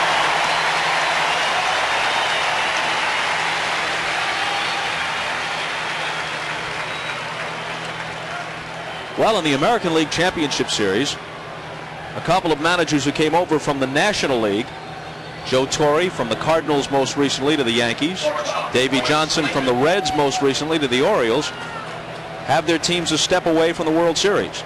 Tony La Russa, who came over from the American League to the National League, has his team on the brink of the NLCS against Bobby Cox's Atlanta Braves. But the Padres making them work for it, leading here in Game 3. 4-1 as the Cardinals bat in the 5th with 2 out and nobody on, and ball 1 to Royce Clayton. Now Tony La Russa, considered by many people one of the best managers in all of baseball, and has certainly proven it. There he is among active managers. The guy that's really done a great job for the last couple of years with a club that's really had problems. I mean, ducking salaries and cutting players. Philippe Lou up in Montreal. Tremendous. Boy, oh boy. Because they have to retool in some sense almost every year. Yep. It usually has them competitive. The Cardinals were 22.5 out last year. Joe Torre was fired before the midway point, but it's worked out great for him in New York. Sure has. Cardinals hadn't been within 10 of first place in the 90s. Then La Russa comes along, changes the atmosphere, but it wasn't just him. The GM, Walt Jocketty, they laid out some money. They brought in GAETTI, they brought in Gant, they brought Stottlemyre and Eckersley and Honeycutt over from Oakland.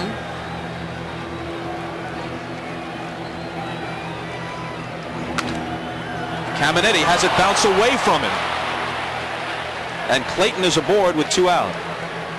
So Caminiti has had a couple of balls elude him in this game, Joe, that normally he would have fielded. Well, what you'll find here, watch, he catches this ball too late. He does not reach out to get it. Watch, see, he tries to catch the ball back under him. You have to reach out in front and catch the ball, and it's tough to do when it gets on you so quickly. But watch, see, he does not reach out to get it. He tries to catch it in too close to his body, and it bounces off of his body. If you reach out and it bounces off you, you'll probably have a play. But when you catch it that close to your body, when it bounces away, you're not going to have a play. E5. First error for either team. Willie McGee was 0 for 2.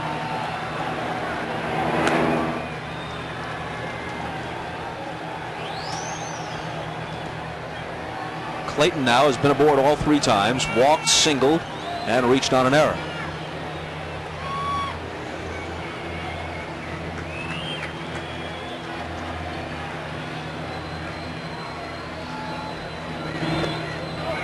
It bounces away from Johnson. He can't find it, and Clayton's at second base. Wide turn, but he'll stop there. That almost looked like a foul ball off the bat of McGee, but it wasn't. It bounced and over the head. Get a look at it one more time. Johnson couldn't find it. Here it is again, a breaking ball in the dirt. I thought he fouled it first. Ran right up the glove and then off the mask of Johnson. Bounced behind him, and before he could locate it, Clayton easily at second. Wild pitch. So now a base hit could help the Cardinals creep closer. Sounded good off the bat. Finley sprinting back. Finley to the track. The ball fading away from him, and he makes the catch as he crashes into the barrier. The Cardinals are denied. It's still 4-1 San Diego.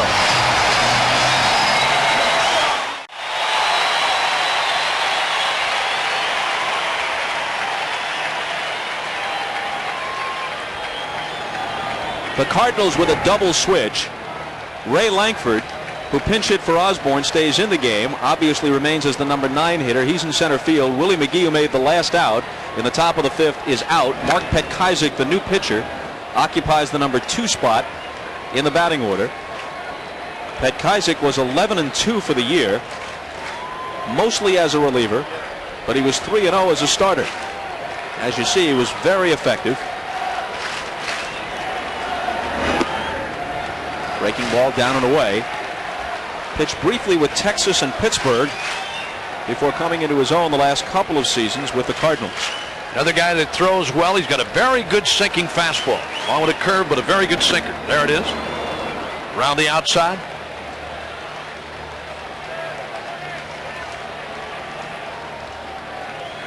Take a look one more time. Here's that last offering from Petkaizik. There you see that rotation on that ball.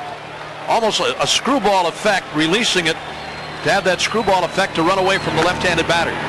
Finley drills this one foul, and the count holds 2-2. He'll be followed by Caminiti and Sinfracco in the bottom half of the 5th.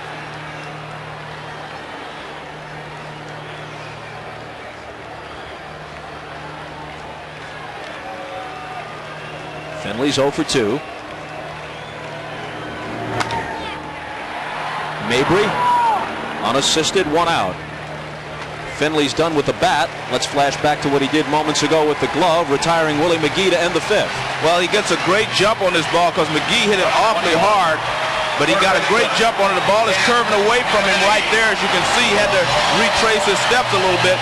So he's going straight back. Now he sees the ball fade away from him, but he keeps his eyes on the ball all the way and runs it down.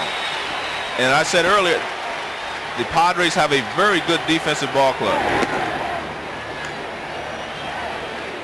Caminiti, who homered right-handed his last time against Osborne, steps in left-handed against Petkaizik with the crowd chanting MVP, MVP. And Ken Caminiti said he was tired of hearing all this talk about MVP. He said it was causing him a problem concentrating. Gannon left. Hit hard, but it's the 2nd out. Caminiti may have wrapped it up the first night of that series in Los Angeles when he got 4 hits. Mike Piazza, who was thought to be one of his competitors, Ellis Burks perhaps another. Piazza did not have an especially good series against the Padres for the Dodgers. In defense of Piazza, I think from the catching standpoint, I think it wore him down over the course of the season. And the last 2 or 3 weeks of the season, he really struggled because I think he just ran out of gas. That's a tough position to play and maintain a high average for the entire season. Now, just to keep yourself fit all the time, Joe, I mean, it's not only what you do crouching behind the plate. Every time a ball is hit on the ground at somebody, you're running with the runner. I mean, you're down the line, backing up all the time. I think that's the one thing a lot of people overlook about a catcher. Every time you look down the line at a play made at first base on a ground ball, look who's behind the bag in case of a bad throw. Sinfracco slices one down the right field line and foul into the bullpen.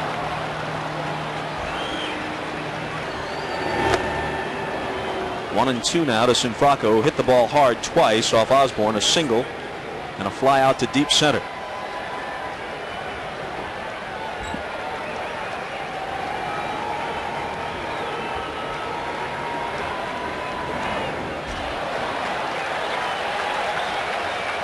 About a 58-footer served up by Petkaizik, 2-2.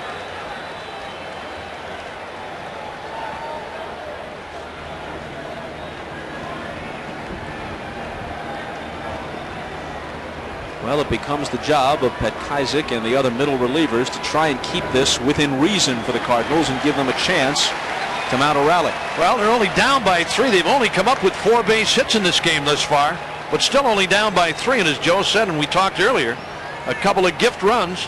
Tony La Russa, his pitching coach, Dave Duncan. This whole staff is the old Oakland staff, his coaching staff. And Tommy Reynolds. Old, you're talking about Honeycutt and Eckersley right on that staff. Sinfracco goes down. First strikeout for Petkazik. He works a perfect fifth. After 5 at Jack Murphy. 4-1 Padres.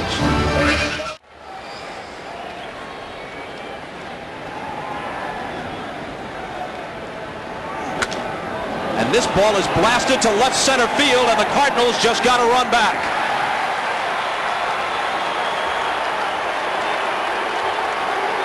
The moment it left the bat, you knew it was bound for the seats way out beyond that 370 mark. Well, you cannot make any mistakes, especially up and over the plate to Ron Gant.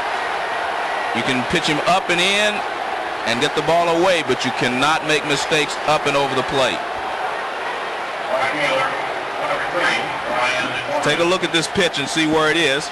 Up and over the plate, and I mean, he puts a charge into it. And Ron Gant is very strong. When he hits it, he knows that that one's going a long ways. He actually wants to watch it.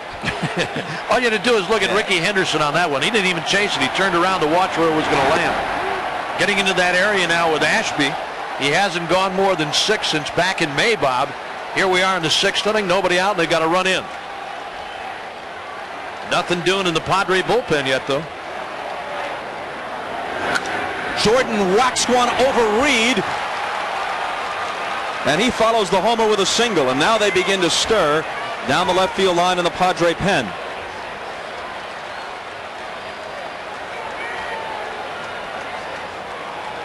Talked about Ricky Henderson knowing this ball was out of here. Watch Ashby.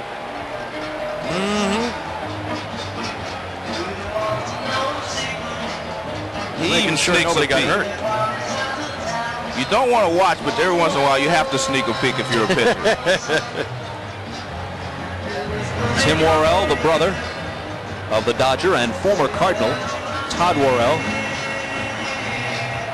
up and throwing in the Padre bullpen. Dave McKay, the first base coach, along with Brian Jordan. Jordan now 2 for 3.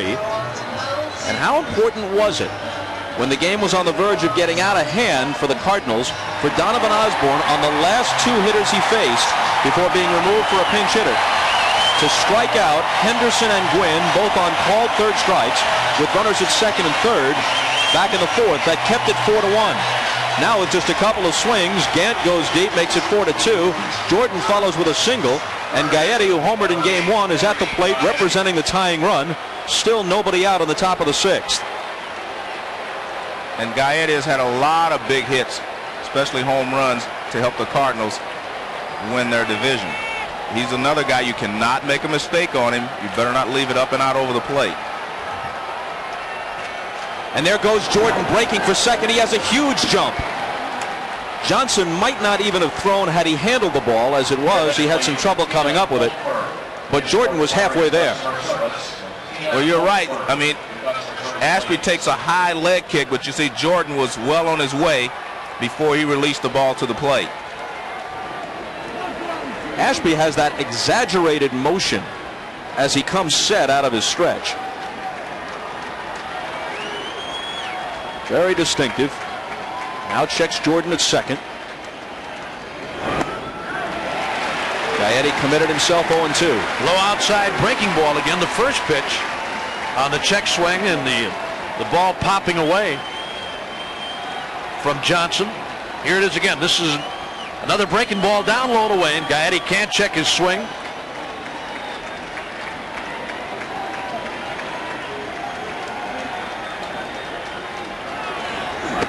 Called strike 3, and GAETTI knew it. You have to give the catcher, Brian Johnson, a lot of credit for that strikeout. This is very good pitch selection. You throw him a couple of breaking balls, he chases them, so he says, I got to make sure that I don't chase another breaking ball. But this is not a breaking ball. It's a fastball right on the outside corner. And this is what I like. A veteran like GAETTI, he says, hey, you got me, walks away. And this is 0-2 right on the outside corner. Ball kind of tailed back and got the outside corner. See, GAETTI only mad at himself, not the umpire. 5th strikeout for Ashby. Now Mabry, who's 1 for 2, singled his last time up. You know, in that situation too, Joe, you look at a guy like GAETTI, who's a big power hitter for you, but on a pitch that he had a chance to drive one to the right side maybe and move that runner up 90 feet, he takes the pitch.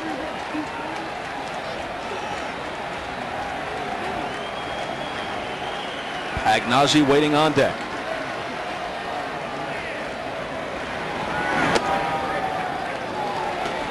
Two and out to Mabry.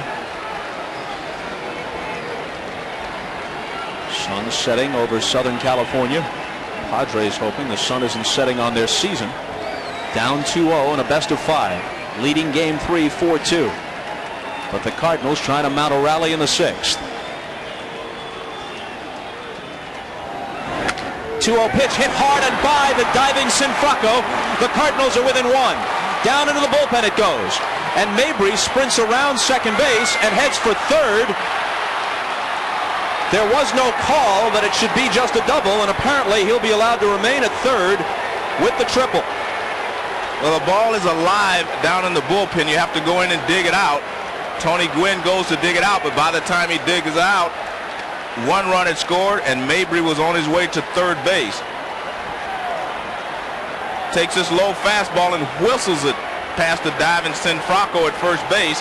Now watch the ball go down into the corner. Smash is it, and it goes right down into the corner. Now here's Tony Gwynn. He goes over to chase it. He knows that he has to dig it out, and it's in the bullpen, but he knows he has to go in there and get it, and he goes in. But by the time he gets it back, the Cardinals are within 1, and the tying runs at third with less than 2 outs. Yeah, it's odd to see those guys in the Cardinal bullpen, Joe, lifting chairs and getting out of the way for him. Anyway, that's all for Ashby, and we'll be back to San Diego after this.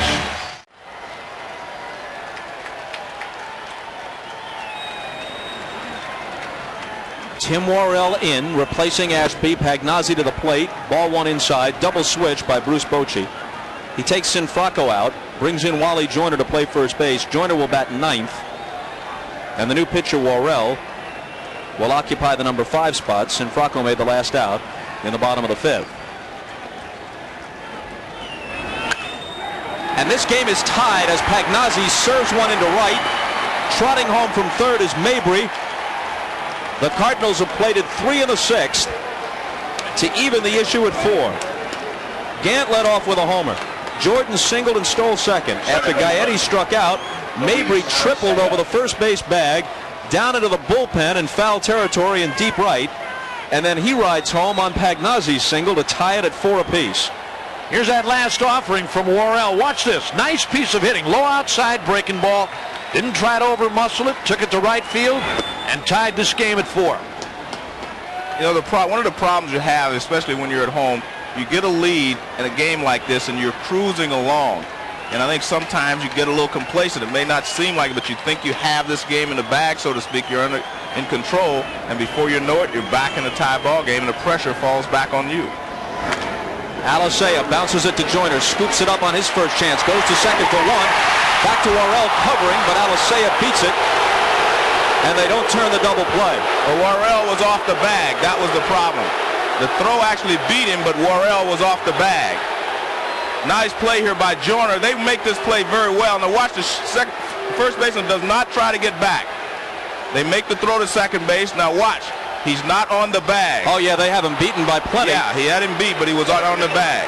Couldn't find it as he got over there trying to cover, I guess. Everything went well except for Worrell touching the bag.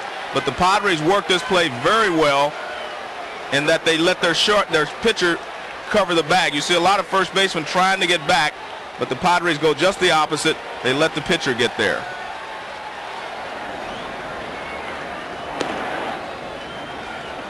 From a couple of different angles, it looked like Worrell did have the bag, but when you saw it, it was clearly evident that he missed it. He was off the bag. Throw was there in plenty of time. And now here's Langford, who grounded out batting for Osborne in the 5th and stayed in the game, replacing Willie McGee in center field. 3 home in the 6th, 4-4 game.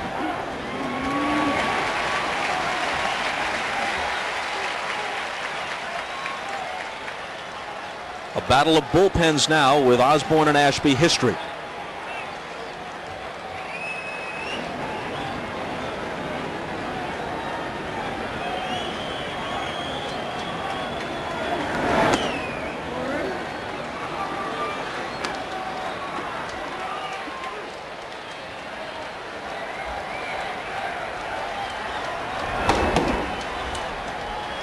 Fernando Valenzuela was up earlier, in fact in the first inning. Veras is the right-hander joining him.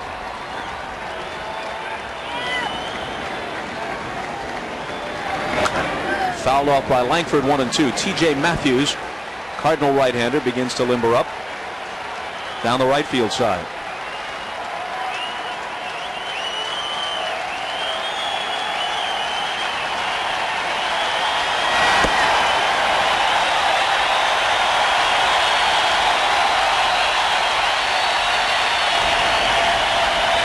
Worrell trying to get the Padres out of the sixth. It hasn't been pretty for them. Their 4-1 lead disappeared in a hurry.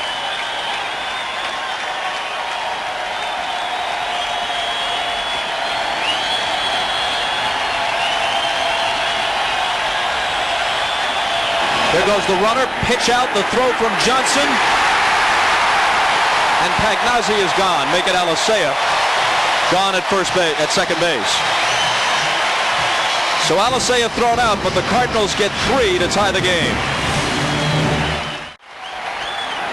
To the bottom of the sixth, Brian Johnson, Chris Gomez, and Jody Reed for the Padres, with the game now tied at 4. Mark Petkazik in relief of Donovan Osborne. A ball and a strike. Johnson has singled twice. He hit .272 with 8 home runs during the regular year.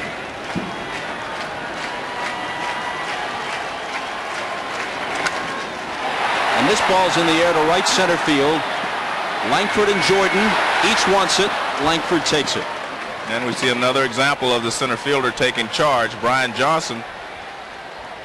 Jordan wanted to make the catch, but Langford says, I got it, and the center fielder's in charge. You see right in the corner, you see Jordan calling right there. He says, I got it, but he has to give way because the center fielder is in charge. And this is smart because you have to get out of his way. You see now when Langford starts to call, Jordan has to give way. Gomez taps it foul. Reached on a fielder's choice and got an RBI in the second and singled in the fourth.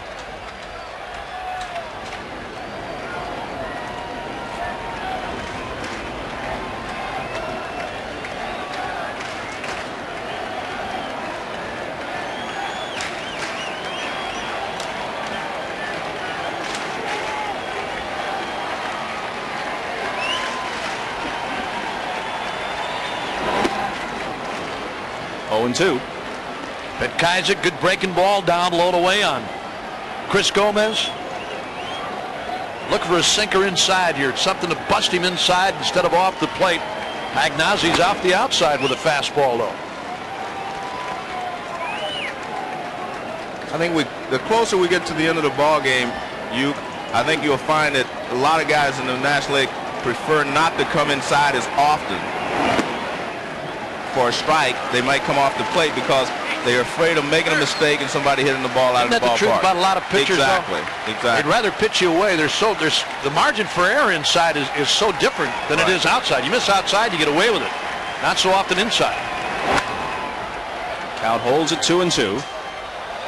How many times do we see the Yankees try to come inside on Gonzalez? Yeah, on Gonzalez, and you're not right. quite get there, and it cost them a run or two. Well, despite 5 home runs by Juan Gonzalez in the 4 games, the Yankees win that series 3-1. How about the day by Bernie Williams, huh? Wow. Bouncer toward the middle. Clayton charging, throwing on the run, and that takes care of Gomez. That was interesting there. Clayton was not going to wait back and let that ball take a bad hop on him. See the smile on his face? That's what he said. Yeah, you see that right there. That's what he said. Watch him. He overcharges this ball, actually, but he's going to make sure that he gets it on that good hop rather than wait back and let that ball take an extra bounce. See, I mean, this is overcharging the ball for a ground ball. It's a routine ground ball, so he has plenty of time now.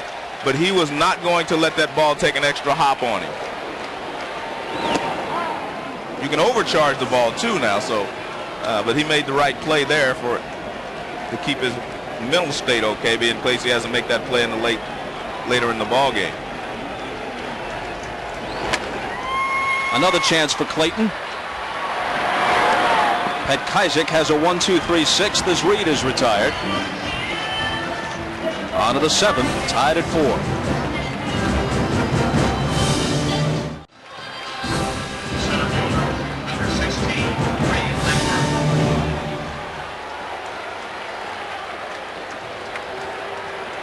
Ray Lankford, who was at the plate when Luis Alicea was thrown out trying to steal, ending the Cardinals' 6th, starts it here in the 7th.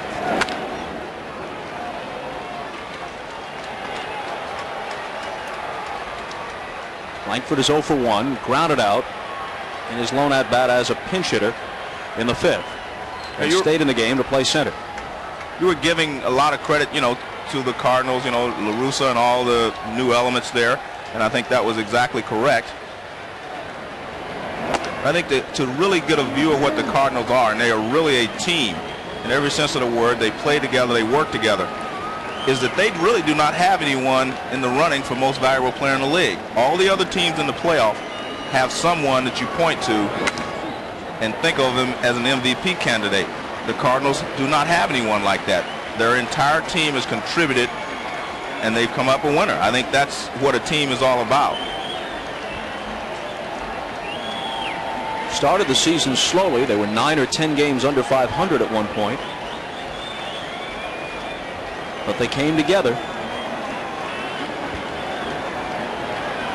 The 1-2 pitch to Lankford, high 2-2. It was a close race around Labor Day. They were neck and neck with Houston. They won some crucial games from the Astros in St. Louis, and then Houston really faded. I think the most crucial game they won on the road was the 4th game they played in Houston. Houston could have gone to a 3-game lead. They beat Houston and cut it back to a 1-game lead.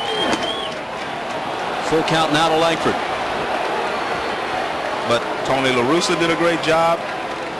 Duncan did a great job, the pitching coach. I mean, he made Alan Ashby an 18-game winner. Bennis, I'm sorry, Andy Bennis. And he helped his brother Alan.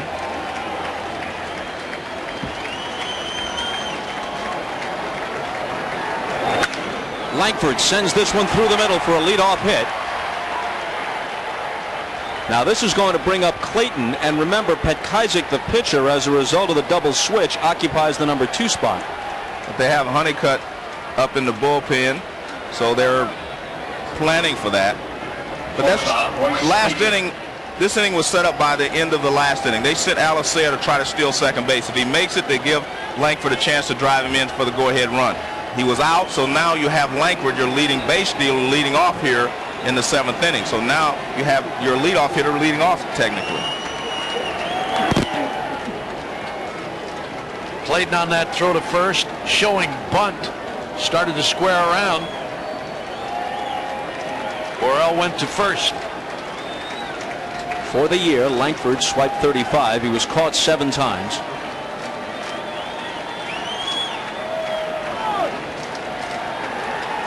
Caminiti almost on top of Clayton.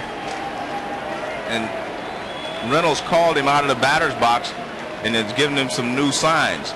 A lot of managers do not like to bunt and play for 1 run on the road. Others do. So we'll see how Tony La Russa chooses to play it here.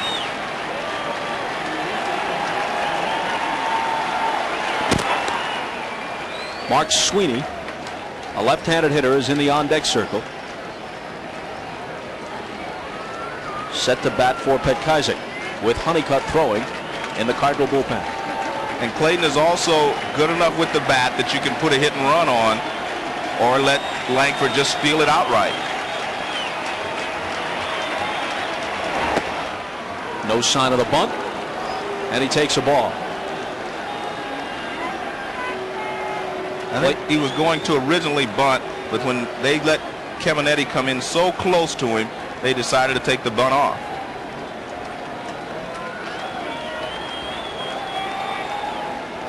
Clayton has walked, singled, and reached on an error. 1 for 2.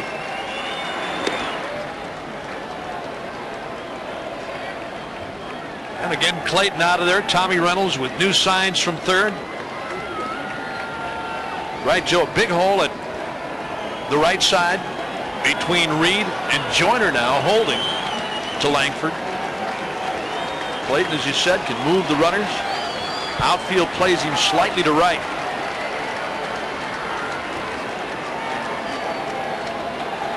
I don't think Clayton is sure of the sign, so he's going to go down and talk to Reynolds and make sure.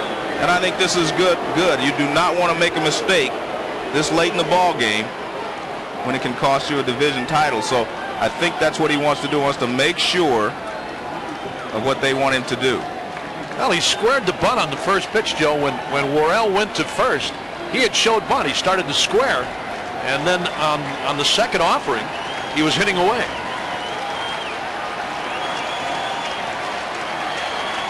Now the 1-0 pitch.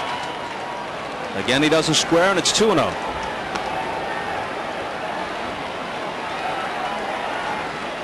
How many times have you seen it happen? I know you've seen this happen. I've seen it happen a couple of times where a guy steps out, keeps stepping out with the third base coach. All of a sudden he says, bunt! I mean, everybody in the ballpark knows.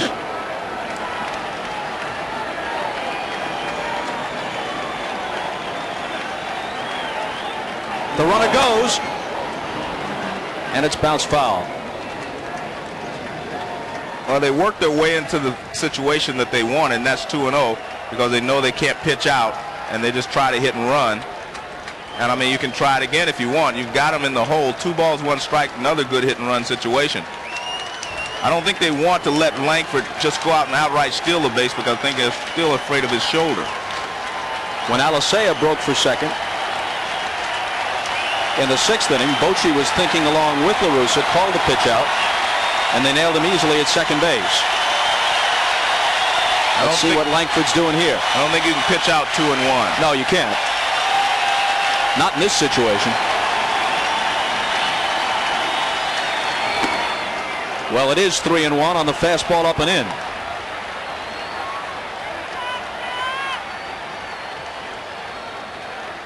There are a couple of things that have to happen right for a hit and run to work. First of all, the pitcher has to cooperate and throw a strike or throw a ball in the zone where a hitter can get good wood on it.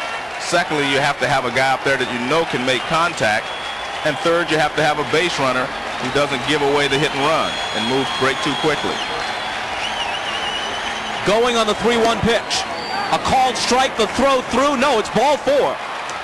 Ball 4. The call didn't come quickly enough from the plate umpire Tom Hallion to satisfy the catcher Brian Johnson, and he made his throw. You know, normally on a pitch like that, the umpire's going to give it to you right away. He'll holler strike.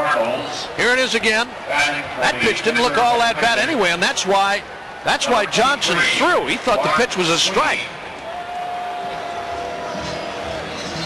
2 on here for the Cardinals.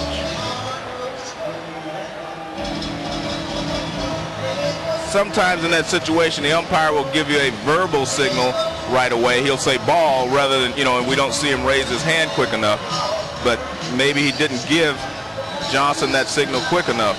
But a lot of times umpires just say ball so that you know right away. But a catcher, I think you do it automatically, Joe. If you think the pitch is good, I mean, you're doing your own umpiring back there. And if you think the pitch is good, you're coming out firing. And you're right. It was a close pitch. Yeah. Close enough to hit. Could have been a strike.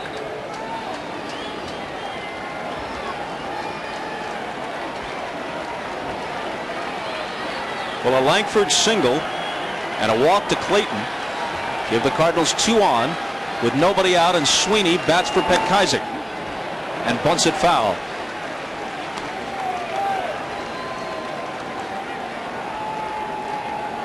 There you see his figures as a pinch hitter. For the year, he had 265 with 3 homers. He's a pretty good bunter. 5 sacrifices.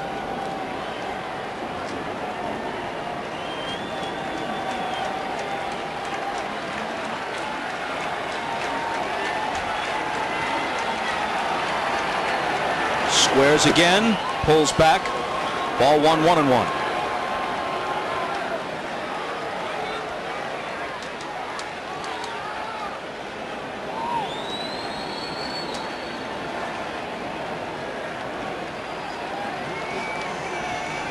What Caminiti is signaling there is whether they want to use the rotation play where the shortstop will go over and cover third and he charges. Those are the signals that come from the third baseman. He relays those signals to the shortstop, the second baseman, and the first baseman, and the pitcher. He lets them know exactly how Bochy wants to play this.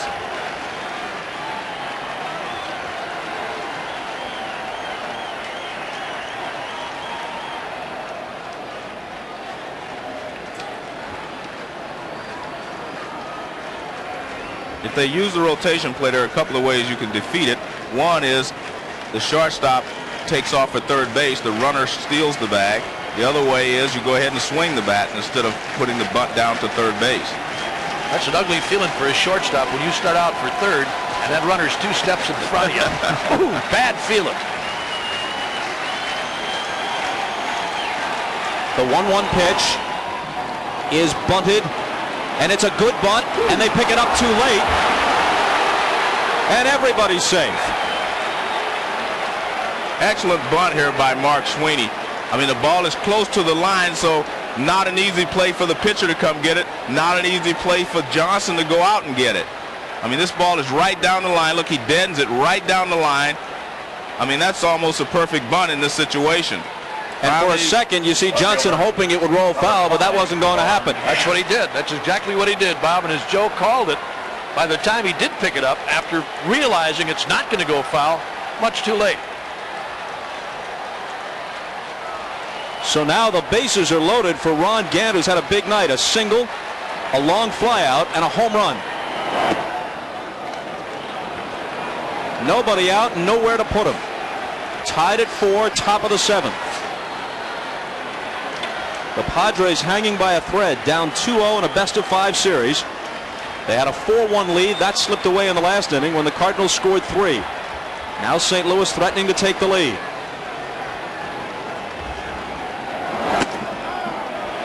Fastball for a strike, 1-1. Ron Gant looking for something out over the plate that he can drive, and Worrell comes inside with a fastball. And watch, Gant moves away because he was looking for something out over the plate. Gant hit 2 grand slams this year for the Cards. 2 balls and a strike. Here you're getting into that gray area again where you're sitting ahead in the count talking about Gant looking something out away, as he did when he homered back in the 6th.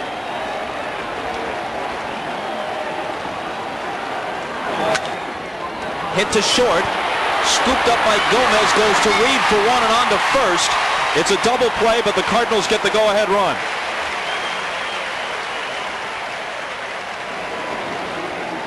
No RBI for Gant on the double play, but Langford crosses to make it 5-4 St. Louis in the 7th. The ball that Gant tried to pull was out away from him and hit it hard, but hit it right at the shortstop. And they get the 6-4-3 double play.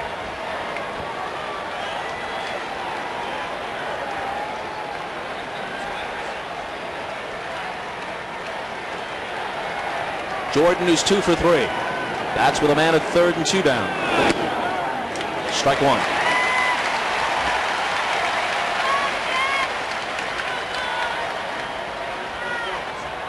Earlier today, the Orioles came back from a 3-2 deficit, wrapped up their series with Cleveland. Yankees trailed at Texas 4-0, came back to eliminate the Rangers. Cardinals trailed here 4-1, now lead 5-4 in the 7th.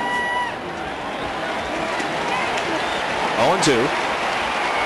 Needless to say, that run at third base is a big run because it takes a lot of things out of the hands of the Padres. They cannot bunt the tying run over now if they get a leadoff man on here in the bottom of the 7th. So if they can hold them to 1 run, they gives them a lot of options. You take away all their options if you get 2 or more runs ahead. The 0-2 pitch. And it looks like La Russa is now poised to go with the formula that worked for him in the first 2 games. Honeycutt to set up Eckersley in all likelihood, provided they hold on to the lead.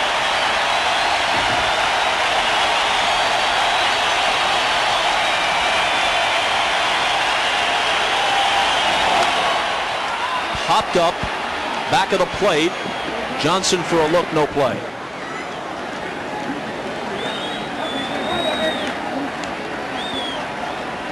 because of an earlier double switch reflected on that lineup card for Tony La Russa. Honeycutt's first hitter in the bottom of the 7th is going to be Wally Joyner, who occupies the 9 spot in the Padre order.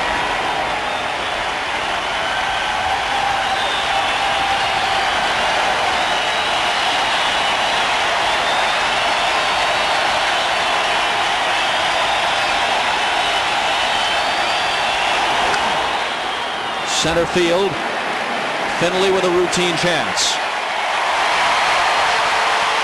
But the Cardinals, with 3 in the 6th and now 1 in the 7th, have come back, and they lead it 5-4.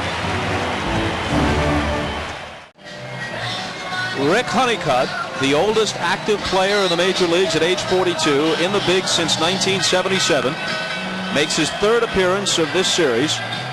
Very effective in a combined inning and 2/3 in the first 2 games in St. Louis.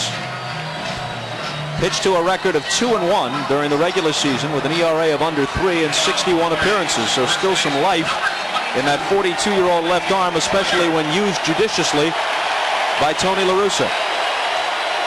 And Eckersley waiting his chance.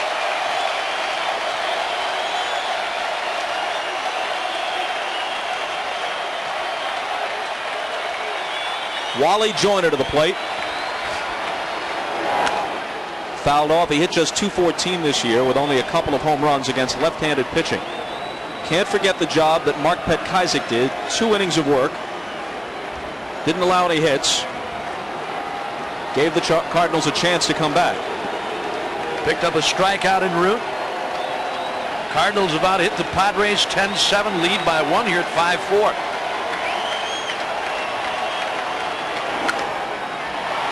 Joyner lifts one into left center field. Langford calls and makes the catch.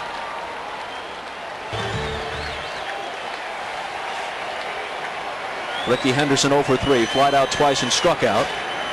1 out in the 7th. And ball 1 to him.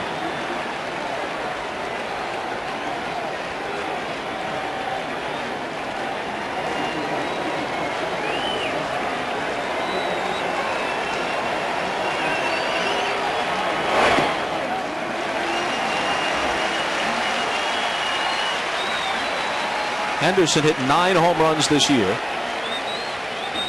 Had one in game 1 of this series in St. Louis. If you make a mistake, he can still take you deep. The 2-0 pitch. In there. Breaking ball from Honeycutt. Looked like Pagnozzi wanted the fastball that time. Joey shook him off, stayed with the breaking ball. He missed on the first 2. Comes right back with a spinner, and Henderson takes it for a strike.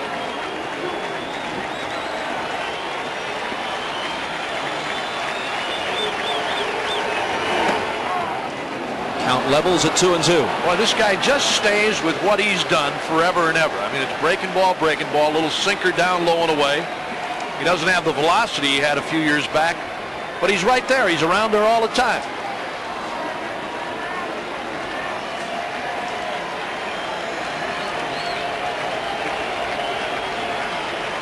Here it comes on 2-2. Breaking ball down and in, full count. Lots of stickers on Honeycutt's bag, as you might imagine. 2 decades in the majors.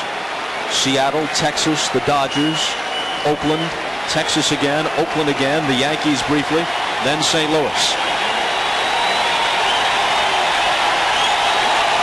The payoff pitch. Into shallow center field and going out from second base to make the catch is Alicea. Well, he decided Ricky Henderson was not going to get a fastball to hit, and he hits him on the fist with another little slider on the 3-2 count. He threw him 6 straight breaking balls. Now watch, Ricky actually jammed himself. You see the ball is spinning and coming in. Ricky doesn't get the barrel out there quick enough. I think he was looking for a fastball away, and he gets jammed with a little slider.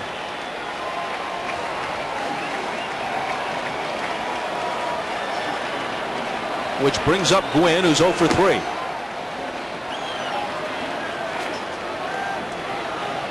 This may be some of the worst hacks that I've seen Tony Gwynn have in a long time, all night long. Definitely the worst I've seen him have. Yeah.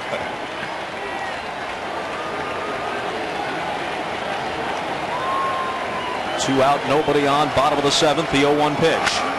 Well, he didn't have a bad hack there.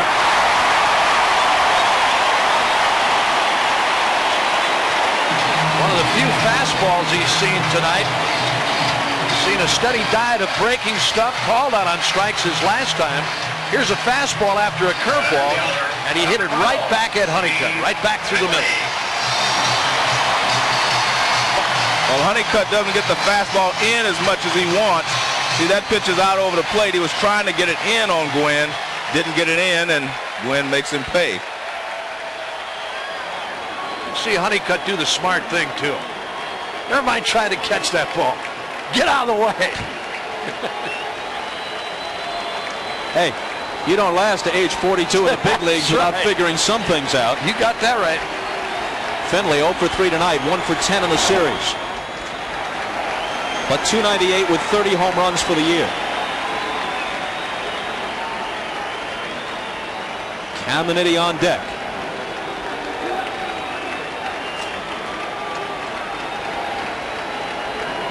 Cardinals by a run on the bottom of the 7th.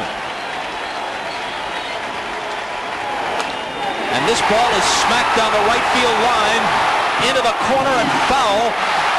Not by much.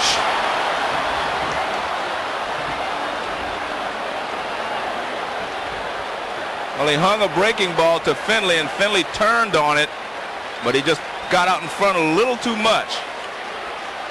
Watch Finley, he keeps his front shoulder in, he stays in on this breaking ball, he doesn't bail out. Look at that breaking ball right there, man, and he would love to have that pitch again. He says, I hit 30 home runs this year, I bet you 20 of them were off pitches like that, but he pulls this one foul.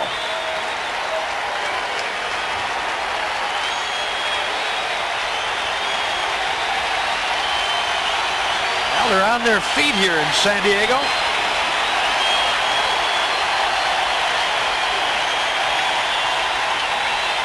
The 1-1 pitch.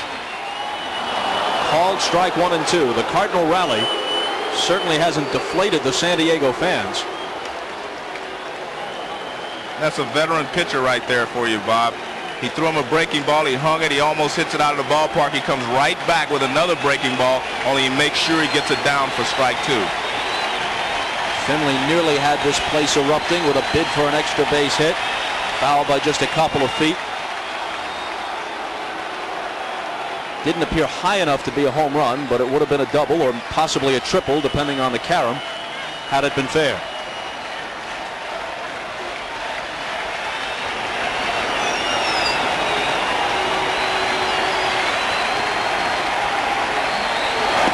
Got him. Honeycutt went down and away. Finley couldn't catch up with it, and it's still a 1-run Cardinal lead. As this ball off Finley's bat heads down the line, watch Rick Honeycutt's reaction. Doing a reverse of Carlton Fisk in '75. From the pitcher's perspective, he's saying go foul, just like Fisk with the body language willed that home run against the Reds to go fair. And you were there that night at Fenway Park, Joe. Don't remind me. Hey, it all turned out just fine from your perspective the next night in Game 7. But I wasn't sure at that time.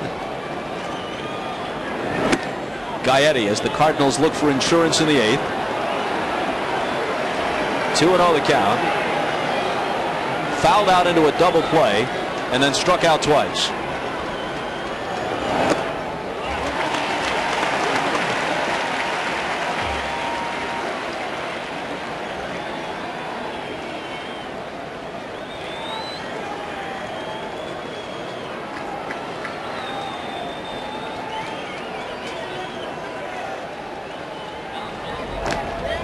Valenzuela and Veras again.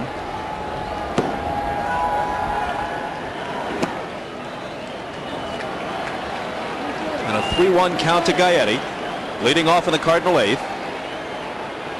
Followed by Mabry and Pagnozzi. Johnson to the mound to talk with Tim Worrell. GAETTI his last couple of times up hasn't had some real good hacks. He's had some check swings, been fooled on breaking balls. Last time took a call, 3rd strike on a fastball with a runner at 2nd and nobody out.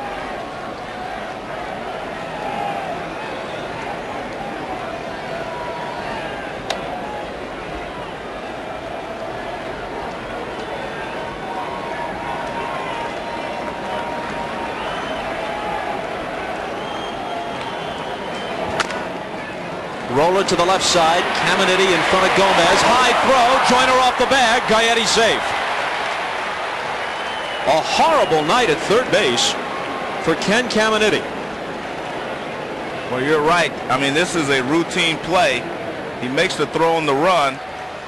Does everything right except watch. He releases it high right there. And Joyner has to go up. Can't get down in time. Good hustle there by GAETTI, too. And he seems like he may have injured himself when he hits the bag. Let's take a look here. Comes up lame right there. Yeah. Comes up a little lame at first base. And the trainer's out checking on him. That happens a lot of times when a guy is really pounding for the bag and stretches out, Joe, that final step, and you hit on your heel. It bruises your heel. And that's what GAETTI did, and he's still limping slightly. Tony La Russa saying, hey, look, you know, if you can't make it, don't be a hero. We can run for you. You're supposed to run through the bag, not to the bag. And watch this last step. He kind of leaps for it right there instead of running through the bag. You could see his heel really come down hard on the bag. La Russa wants him to come out of the game. Here it is again. Watch his heel right there. Hits first on the bag, and it hurts. It stings. We've all done it from time to time. And he's going to stay in the game. There was a pinch runner heading out. Mejia. And back in. GAETTI wants to stay. Now the question is, does Worrell stay? GAETTI is still walking around, Bob. he's running now down past first to make sure he's all right. And the Padres are going to make a pitching change here. GAETTI looks like he's going to stay in the game. And look who's coming in. Fernando from the bullpen. We'll be back. Welcome back to San Diego with the pitching change in Fernando Valenzuela. Gary GAETTI came out. They taped his right ankle. He cannot continue. He's been replaced by Miguel Mejia running at first base. Bob? And Fernando Valenzuela's first offering bunted beautifully by John Mabry. And the pinch runner, Mejia, winds up at second. Nicely done by John Mabry. We've seen a lot of people be able to bunt in this postseason. The better teams know how to play to win, and they're able to get the sacrifices down. A lot of times during the season they cannot get the bunts down, but we've seen the entire series where people have bunted well and got the job done. So now Pagnozzi steps in with Mejia the pinch runner at second. One out in the eighth. Cardinals trying to add to a 5-4 lead. Valenzuela wheels but doesn't throw.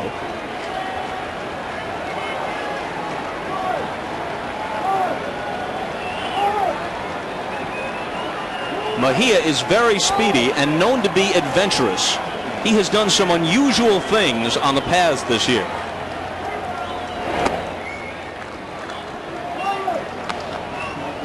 I was talking to Mike Shannon, who does the Cardinal broadcast, Bob, and he told me that Mejia, speaking of someone known to do some unusual things. That's right. Yeah. But he'll run at any time, any situation. He said he's on, he's gone. Look at the lead he's got at second. There he fakes the break. Pagnozzi shows bunt and pulls back. 2-0. Take a look at Mejia here. He had a great lead off of second, then made a move towards third and pulled up. There it is. Bang. Pull up.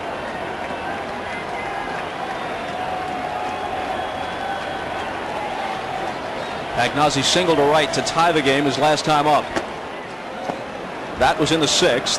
Even did at 4. The Cardinals took the lead an inning later. The run actually scoring when Ron Gant grounded into a bases loaded double play.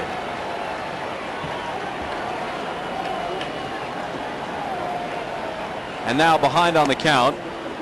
They're simply going to toss the last one outside intentionally to Pagnozzi to put runners at first and second for Alicea. High above Jack Murphy Stadium, as you know, the Goodyear Blimp Eagle has been providing the aerial pictures. Goodyear Blimps travel over 1,000 miles every year covering major sporting events, and they do it very slowly. That's not an easy 1,000 miles. Very quietly.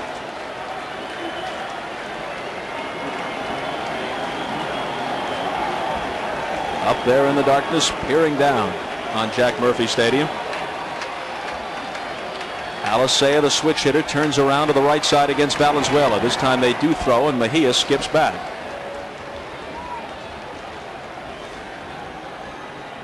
An error by Caminiti. The sacrifice by Mabry. Now the walk to Pagnozzi. First and second, one out. Lankford on deck.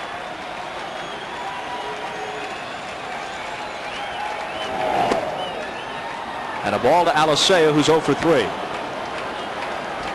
Struck out twice. Grounded into a force play and then was caught stealing.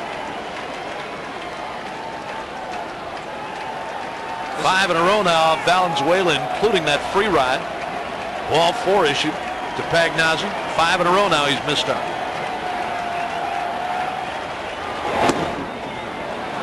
For those just joining us, Bruce Bochy, the Padre manager, told Joe Morgan before the game if it got as far as Game 5 Monday, Valenzuela would be his choice, but he cannot afford to be thinking about any of that at this point. Evidenced he had him up in the first inning tonight, Bob. When Ashby got in a bit of a jam, he had Valenzuela up.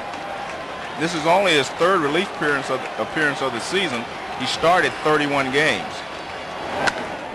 Wrapped foul by Alicea.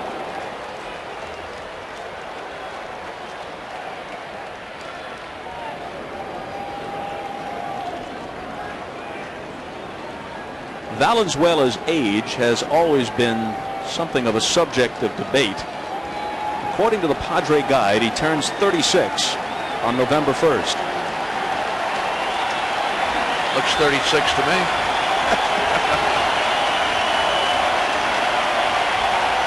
The 2-1 pitch with Mejia breaking from second base.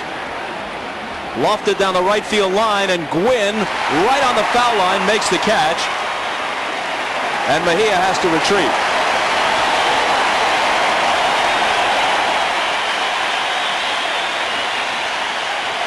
Well, Mejia was trying to get a break the entire at bat for Alicea, and he finally gets a good jump.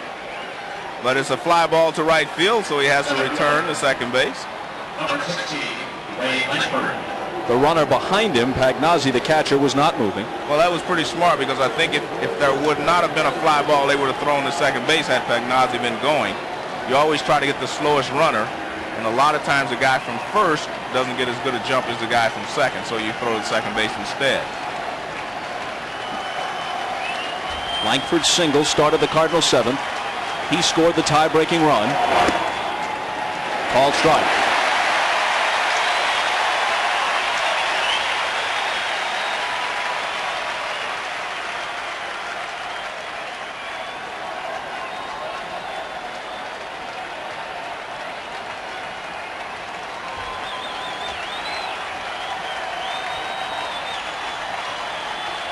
Valenzuela trying to keep it a one-run game here in the top of the 8th. Misses down and away. Talked about Rick Honeycutt before, being that kind of a pitcher who's not going to give in. You breaking ball, breaking ball, breaking ball. He threw 6 in a row. This guy's done the same thing year in and year out, year in and year out. You go up against this guy, you know as a right-hander what you're going to get. Left-handed batter, he's going to work you the same way all the time and be successful. The 1-1 pitch, swing and a miss. Valenzuela is the only Padre pitcher with postseason experience of any kind. He was 5-1 in 8 playoff starts with the Dodgers in the 80s. Here's that last pitch going away. You might as well make up your mind that you're going to have to hit a ball the other way. He's going to keep working you that way. If he does anything inside, it's normally to move you back or off the inside part. Listen to them roar in anticipation of the 1-2 pitch from Fernando, which misses. Fernando has always been a crafty left-hander from the time he came to the big leagues in 1980 when he was 19 years old.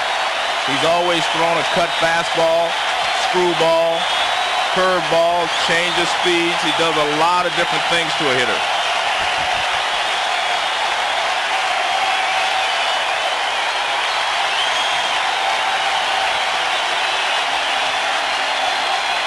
And Langford steps out. When a pitcher takes that long to get a sign, usually it's the location. I mean, he runs through the sign and he decides which one he wants to get, but then it's the location, whether he wants to go inside or outside.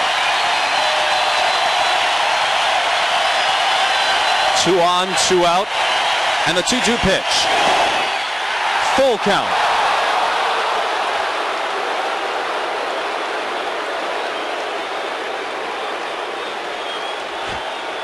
Bruce Bochy perhaps saying there must be an easier way to make a living. La Russa, who's been here many times over many years. Mejia will take off from second. Pagnozzi from first. There they go. Here it comes, and the bases are loaded.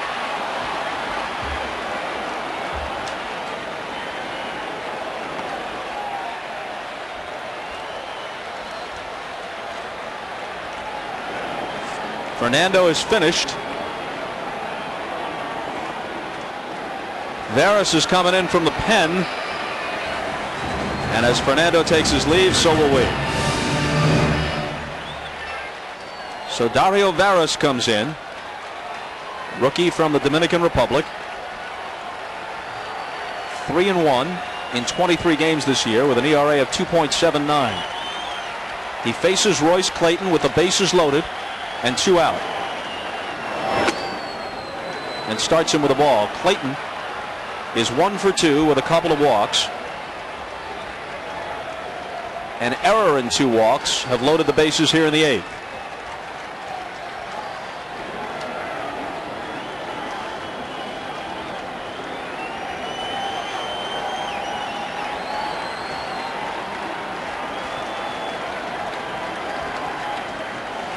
Pitch.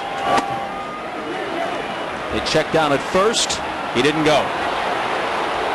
Terry Tata, the umpire there.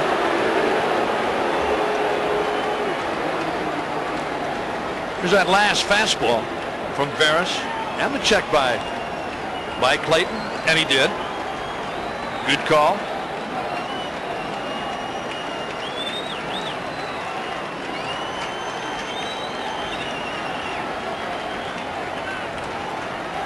Big pitch coming. In there. With Clayton appearing to be taking all the way. Which is surprising because 2-0 with the bases loaded, you're probably not going to get a better pitch to hit than that. And with 2 outs, Joe, I mean, there's nothing to do here but go to ripping.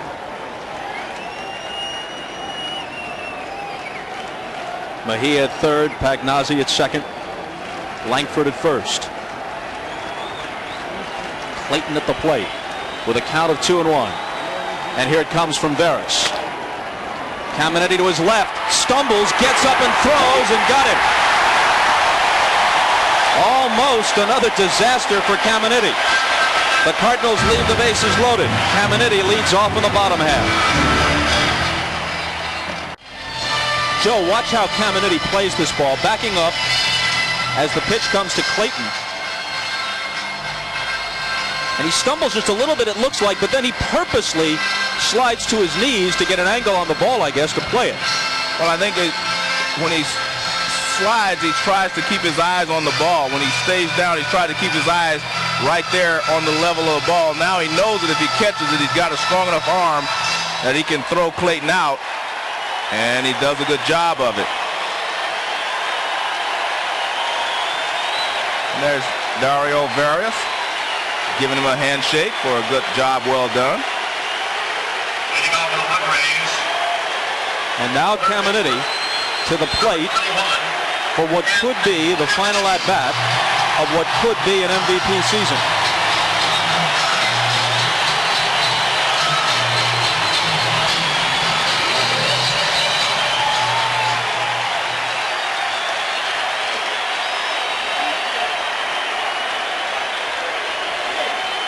Greg Vaughn is in the on-deck circle because of a double switch.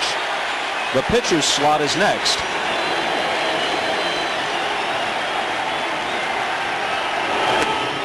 Honeycutt with a called strike to Caminiti.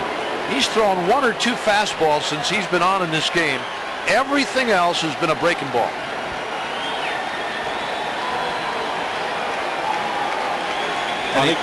Honeycutt worked the 7th, gave up a single to Gwynn, but nothing else. Trying to set the stage for Eckersley. And here's one hit in the air to dead center. Back goes Langford, back to the fence. This game is tied.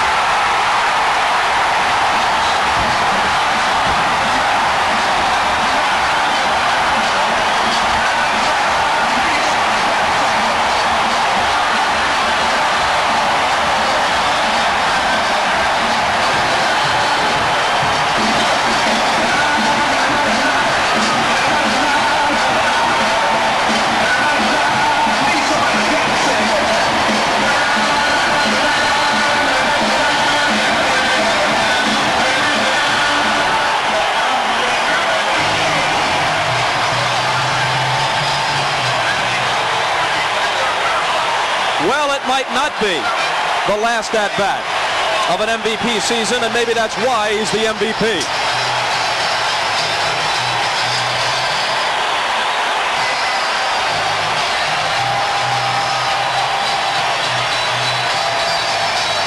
He hit 40 for the regular year, 2 now tonight, 3 in the series, even at 5 in the 8th.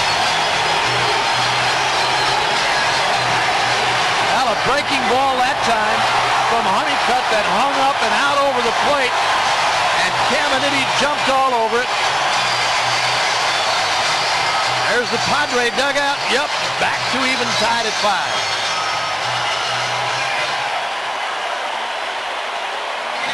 And the reaction of Rick Honeycutt. Hanging curve, and he hit it out.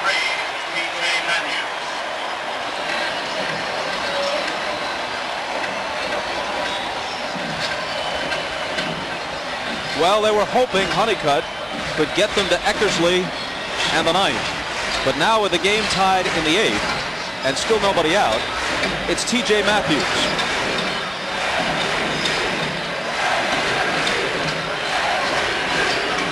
While Matthews gets ready, the chant of MVP starts up again, and man, is it loud in this ballpark. Hugen has been all night. Yep, you're right. Great crowd here tonight. They're ready. Don't forget, after your late local news, Saturday Night Live this week, starring Lisa Kudrow with musical guest Sheryl Crow.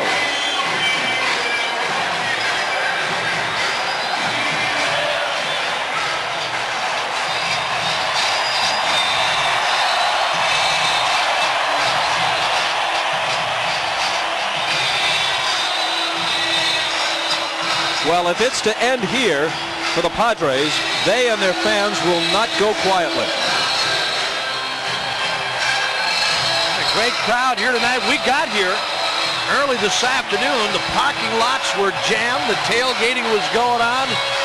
They were ready tonight.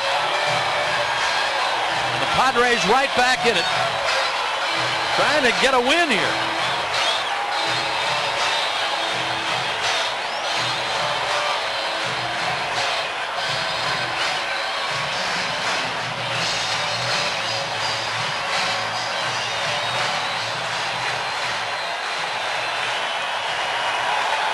So now Vaughn, and you know him about as well as anybody, all your years as the Brewers announcer, he knocked 31 out of the park for them before he was traded here, then 10 more, for a total of 41. Every once in a while, Bob, he'll go the other way. That's the one thing that they tried to get him to do in Milwaukee, was to take breaking balls the other way, because he's got great power. But most of the big stuff for Vaughn is in left center to left. Big cut and a miss. He drove in 117 combined between Milwaukee and San Diego, and yet on the bench for all 3 games of this series. 0 for 2 as a pinch hitter, both outs against Eckersley in the first 2 games of this series in St. Louis. Now facing T.J. Matthews. Excuse me, Bob, he's at 10 since he's been here with the Padres. That's the book on him, up and in, down and away. Oh, he might have gotten away with one there. Fastball right over the heart of the plate, and Vaughn goes down swinging. Well, let's watch Caminiti. First in the top of the 8th, with the bases loaded, the ball hit to his left by CLAYTON. He skids to his knees, pops back up. He's made 2 errors tonight. but he gets Clayton to retire the side. Then he leads off in the bottom half and wallops one over the center field fence off Honeycutt to even the issue at 5.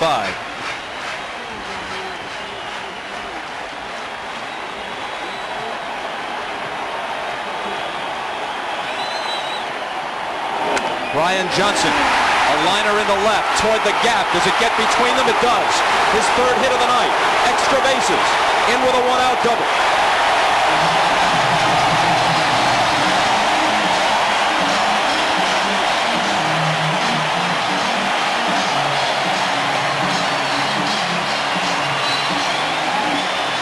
Well, Brian Johnson has been swinging the bat well all evening.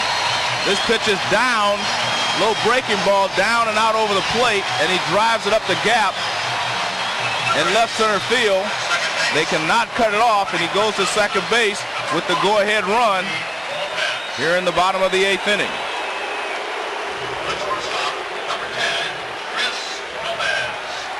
Now Johnson, with 2 singles and a double, leaves the game and is replaced by pinch runner Luis Lopez.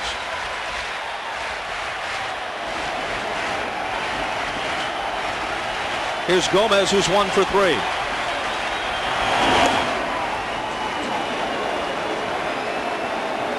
Tony Fossas gets up.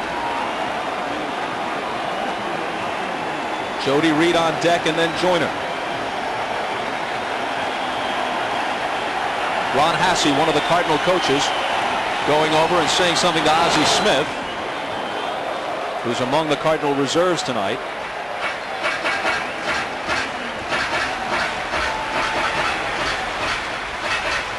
T.J. Matthews, another Cardinal right-hander with a very, very good fastball. Saw Gomez on that last one about a click and a half late.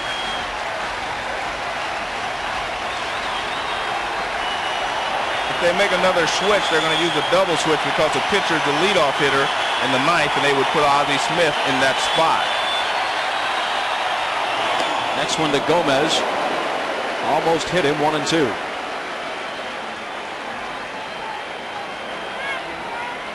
When a pitcher drops down and he releases it, see that ball chases Gomez, just tails way back in. When you sidearm the ball, it will run back into the right-handed hitter.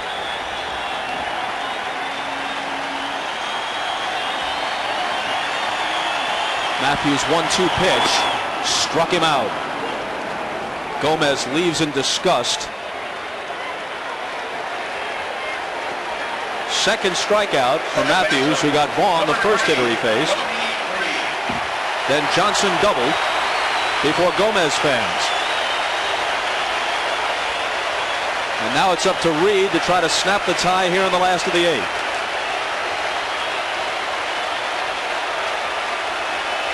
As Joe pointed out, the pitcher's slot due to start in the 9th for the Cardinals, followed by Gant and Jordan. There's a strike. Jim Gray tells us from downstairs that Gary Gaetti reports a sprained ankle on that play at first base. He wanted to stay in, but eventually Tony La Russa took him out for the pinch runner Mejia. Gaetti has now left the bench, gone to the clubhouse. Feels that if there is a game tomorrow, it's unlikely that he could play. Feels that if the Cardinals make it to the LCS, which starts Wednesday in Atlanta, he'd be 100%. A liner to right. Jordan on the run and a dive to preserve the tie. I would say that this is a pretty good ball game. We go to the 9th.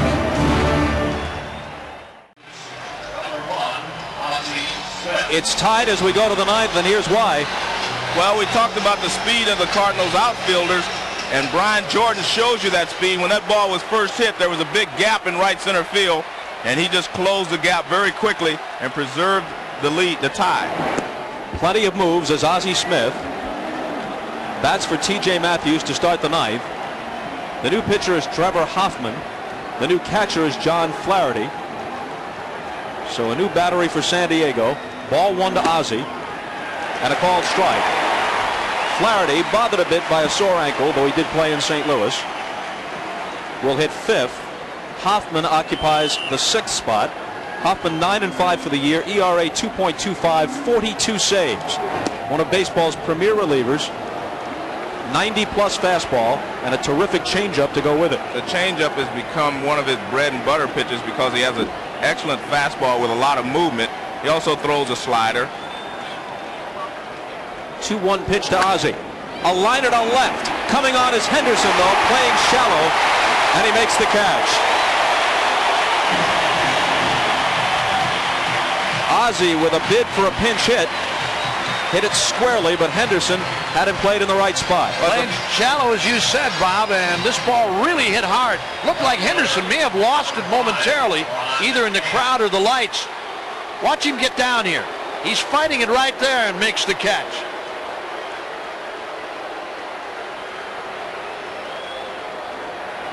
And now Gant taking ball one. Singled.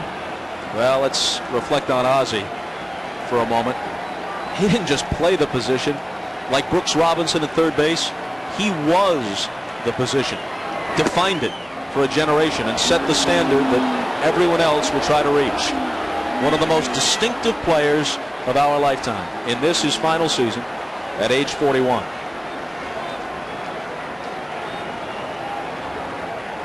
.20 pitch coming to Gant. Fouled back. He's singled. Fly to deep center. Homered. And then grounded into a double play with the bases loaded, which wasn't what he had in mind. He didn't get the RBI. But what was then the go-ahead run did score on that play. It made it 5-4 at the time. Caminiti's homer in the bottom of the 8th has tied it. We're in the 9th. And Hoffman falls behind 3-1 with Brian Jordan next. Well, he challenged him with a 2-0 fastball. Gant had a great cut. He just missed it, so he did not want to come back with another fastball, so throwing 2 in a row. He just about has to challenge him right here. Check down at first. Strike 2. Well, he throws the high fastball. This is up and out of the strike zone. Gant knows the fastball's coming. He starts, and then he tries to check a little late.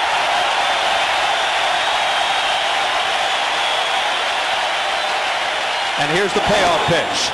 And Gant is aboard with 1 out.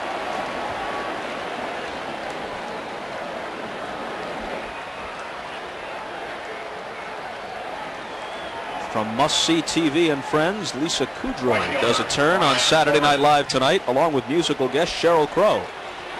Sounds like a good show, which may or may not get on the air on time on the East Coast, depending upon whether or not we play extra innings here. But it follows your late local news in most of the country. And a ball to Jordan.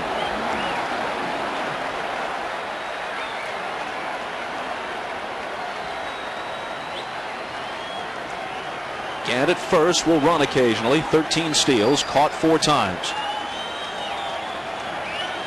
Jordan's 2 for 4. And Hoffman's behind him 2-0. Well, he's concerned with Gant, and he's using that slide step, and he's released both of these pitches high simply because he's not getting himself in a position. He usually has a pretty big leg kick with no one on base. Now he's shortening it, and he's throwing his timing off.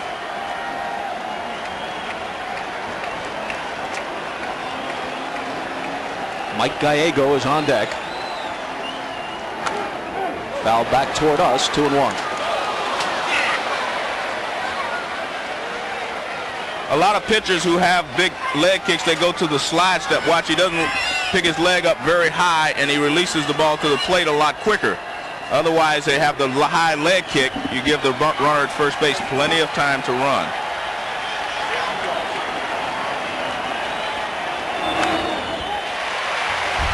And it's 2-2. And the things that can happen in a ball game with Gaetti stumbling over first base and spraining the ankle. Instead of Gaetti, a dangerous late inning hitter coming up next, you've got Gallego, who had to come on to replace him, waiting next.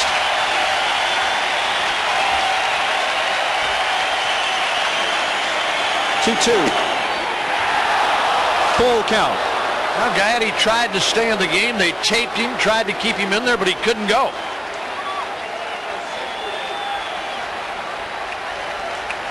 I think you'll see Ron Gant take off on the 3-2 pitch.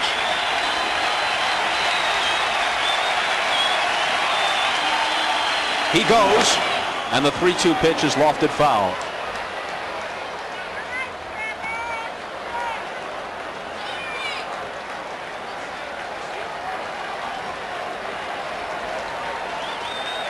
Fossas has been throwing, and now Eckersley is up.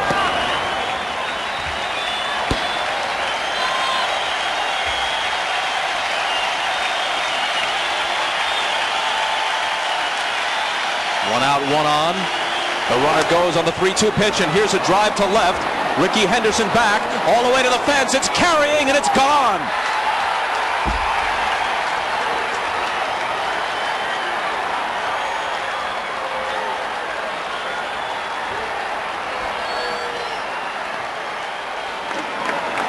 Although Bochy is impassive on the bench, that was a dagger through the heart.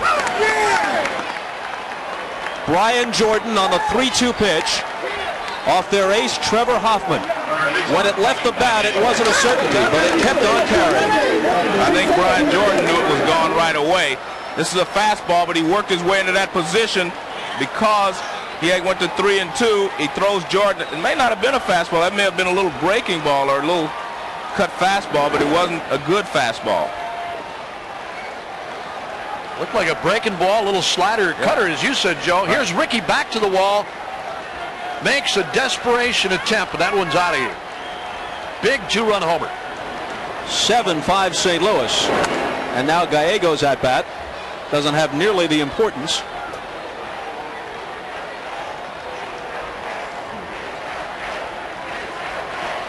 Well, like Caminiti before him, Caminiti made a play to end the inning. Then he hit a home run. Jordan does the same thing to end the bottom of the 8th inning, saves a run, comes up and hits a 2-run homer. 1-2 to Gallego. Jordan just itching to bust loose in this series. 1 for 7 through the first 2 games in St. Louis. 3 for 5 tonight. 2 singles, a tie-snapping home run, throw in a stolen base, and a great diving catch in the bottom of the 8th to preserve the tie and set the stage for his own heroics in the top of the 9th. Took a base hit away from Jody Reed and an RBI that would have put the Padres on top.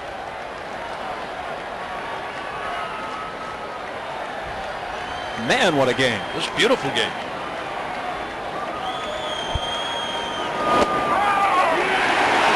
Called third strike, and Gallego sits down. I'll tell you, I haven't been disappointed in any that we've seen, Bob, in the postseason. They've been great.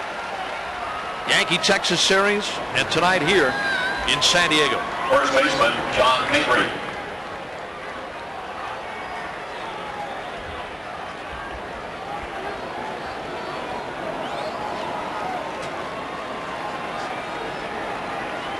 Now it's Mabry.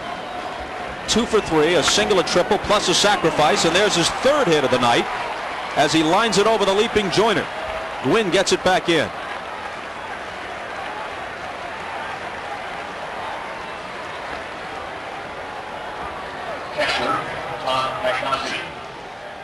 I don't think Mabry hit this ball all that hard. It looked like it got in tight on him a little bit. He hit it down around the end, just above the trademark. Didn't sound all that good. Humpback liner over the head of Wally Joyner.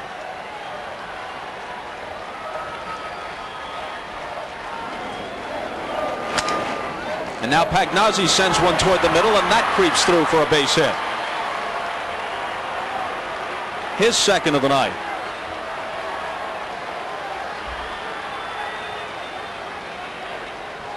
The inning began against Hoffman, who hasn't failed too often this year, with Ozzie Smith lining out as a pinch hitter.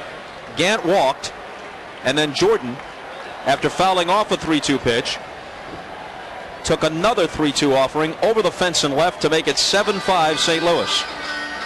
After Gallego fanned, Mabry and Pagnozzi followed with singles. Blair gets up.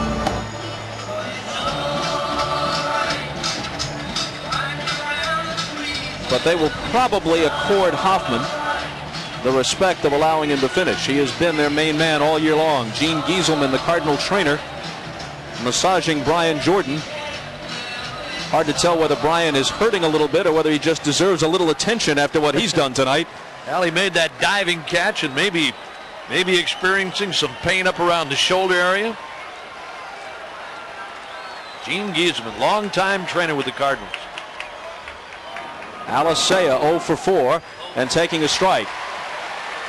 The Cardinals are 3 outs from a ticket to Atlanta. Let's go downstairs to Jim Gray. All right, right now, Bob, Brian Jordan is getting his left neck worked on in that great catch in the 8th inning. He sprained his left neck and the top of his left shoulder. Came back and told all the guys, I don't know how I got around on that swing. As bad as my neck is feeling right now, they're working on him, and he probably will be able to return, but he's in quite a bit of pain. Thanks, Bob? Jim. And an interesting choice of words, because if, in fact, it is Jordan's left neck, in the offseason, there's circus work. Outside to Alicea.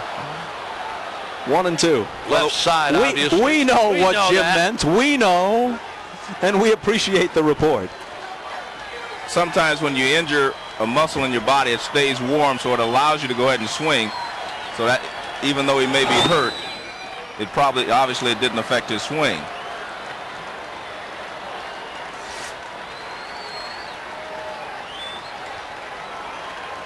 Two on, 2 out, 2 runs home, and a 2-2 pitch coming.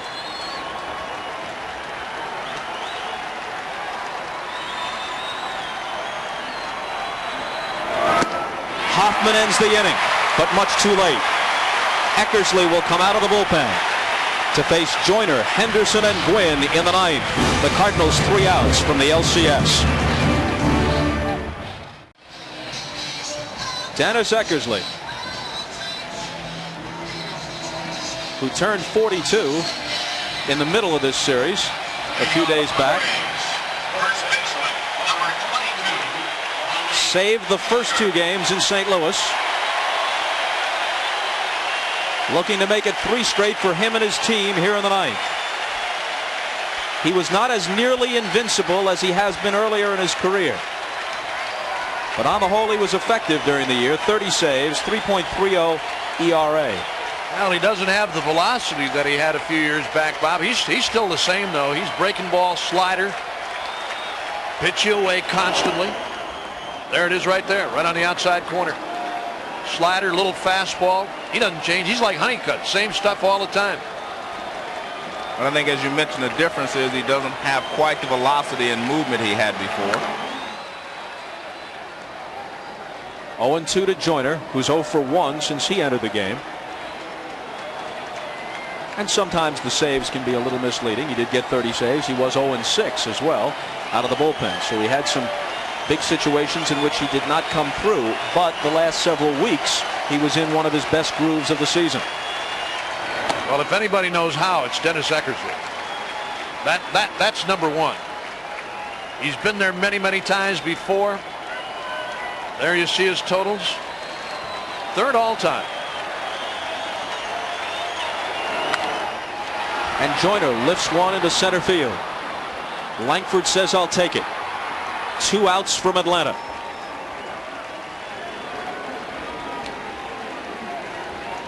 The NLCS begins at Fulton County Stadium. This postseason, the last go-round for Major League Baseball in that park before they move into what had been the Olympic Stadium next year. It begins Wednesday with the Braves hosting one of these 2 teams, and it begins to look more and more like the Cardinals. The American League starts the night before. We'll have it for you. The entire ALCS will be on NBC beginning Tuesday night from Yankee Stadium. The Yankees had to hold the Orioles off in the East. Now they'll have to contend with them a second time in the LCS.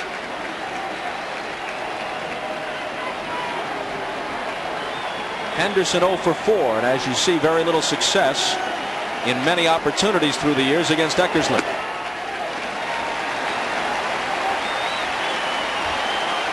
They were teammates in Oakland. But there were stretches when Ricky was with the Yanks. Stretches when Ricky was with Toronto and other clubs. And then, of course, this year with Eckersley back in the National League. 3-0.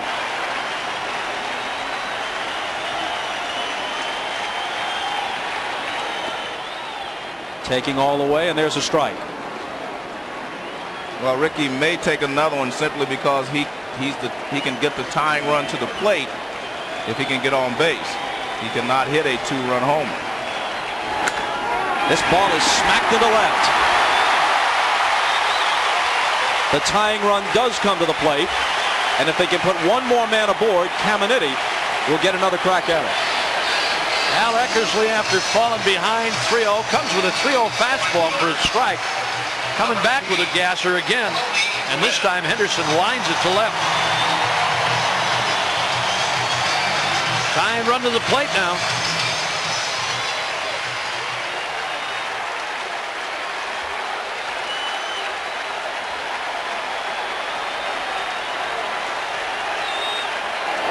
They don't hold him, and Henderson just trots to second base. And a lot of people say, why? Well, I think it's a smart play because it keeps him out of the double play. If Tony Gwynn were to hit a one-hopper to one of the infielders, they would have been able to double him up. And Gwynn hits into a lot of double plays. Well, he also cuts that hole between first and second, Joe, with the first baseman now playing off the bag. Talking about Mabry instead of holding Henderson. Well, he wasn't going to hold him with a 2-run lead anyway, so they were playing. I think it's, like I said, I think it's a good play.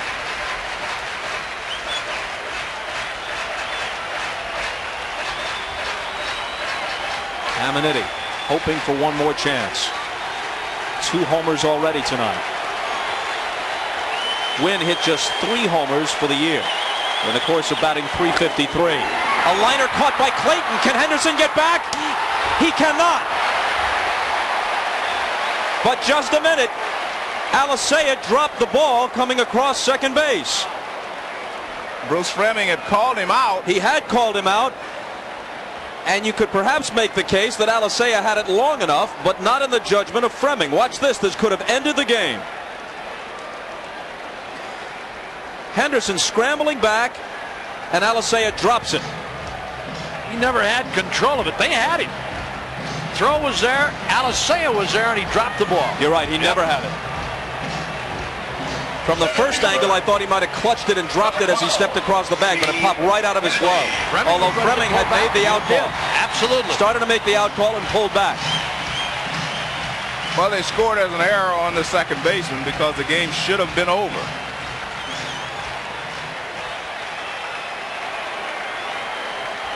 Caminiti to the on-deck circle. Finley to the plate. He's 0 for 4. Hits it to center. Langford is there. And the Cardinals have swept the division series. And they're headed to Atlanta for the LCS on Wednesday.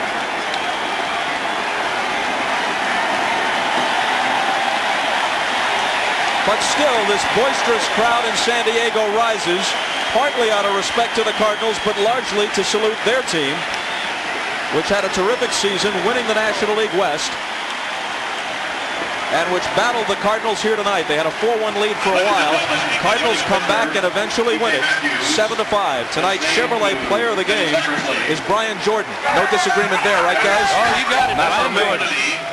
The game-winning homer, 2 singles to go with it, a stolen base, a diving catch in the bottom of the 8th that preserved the 5-5 tie until he could homer to win it in the 9th.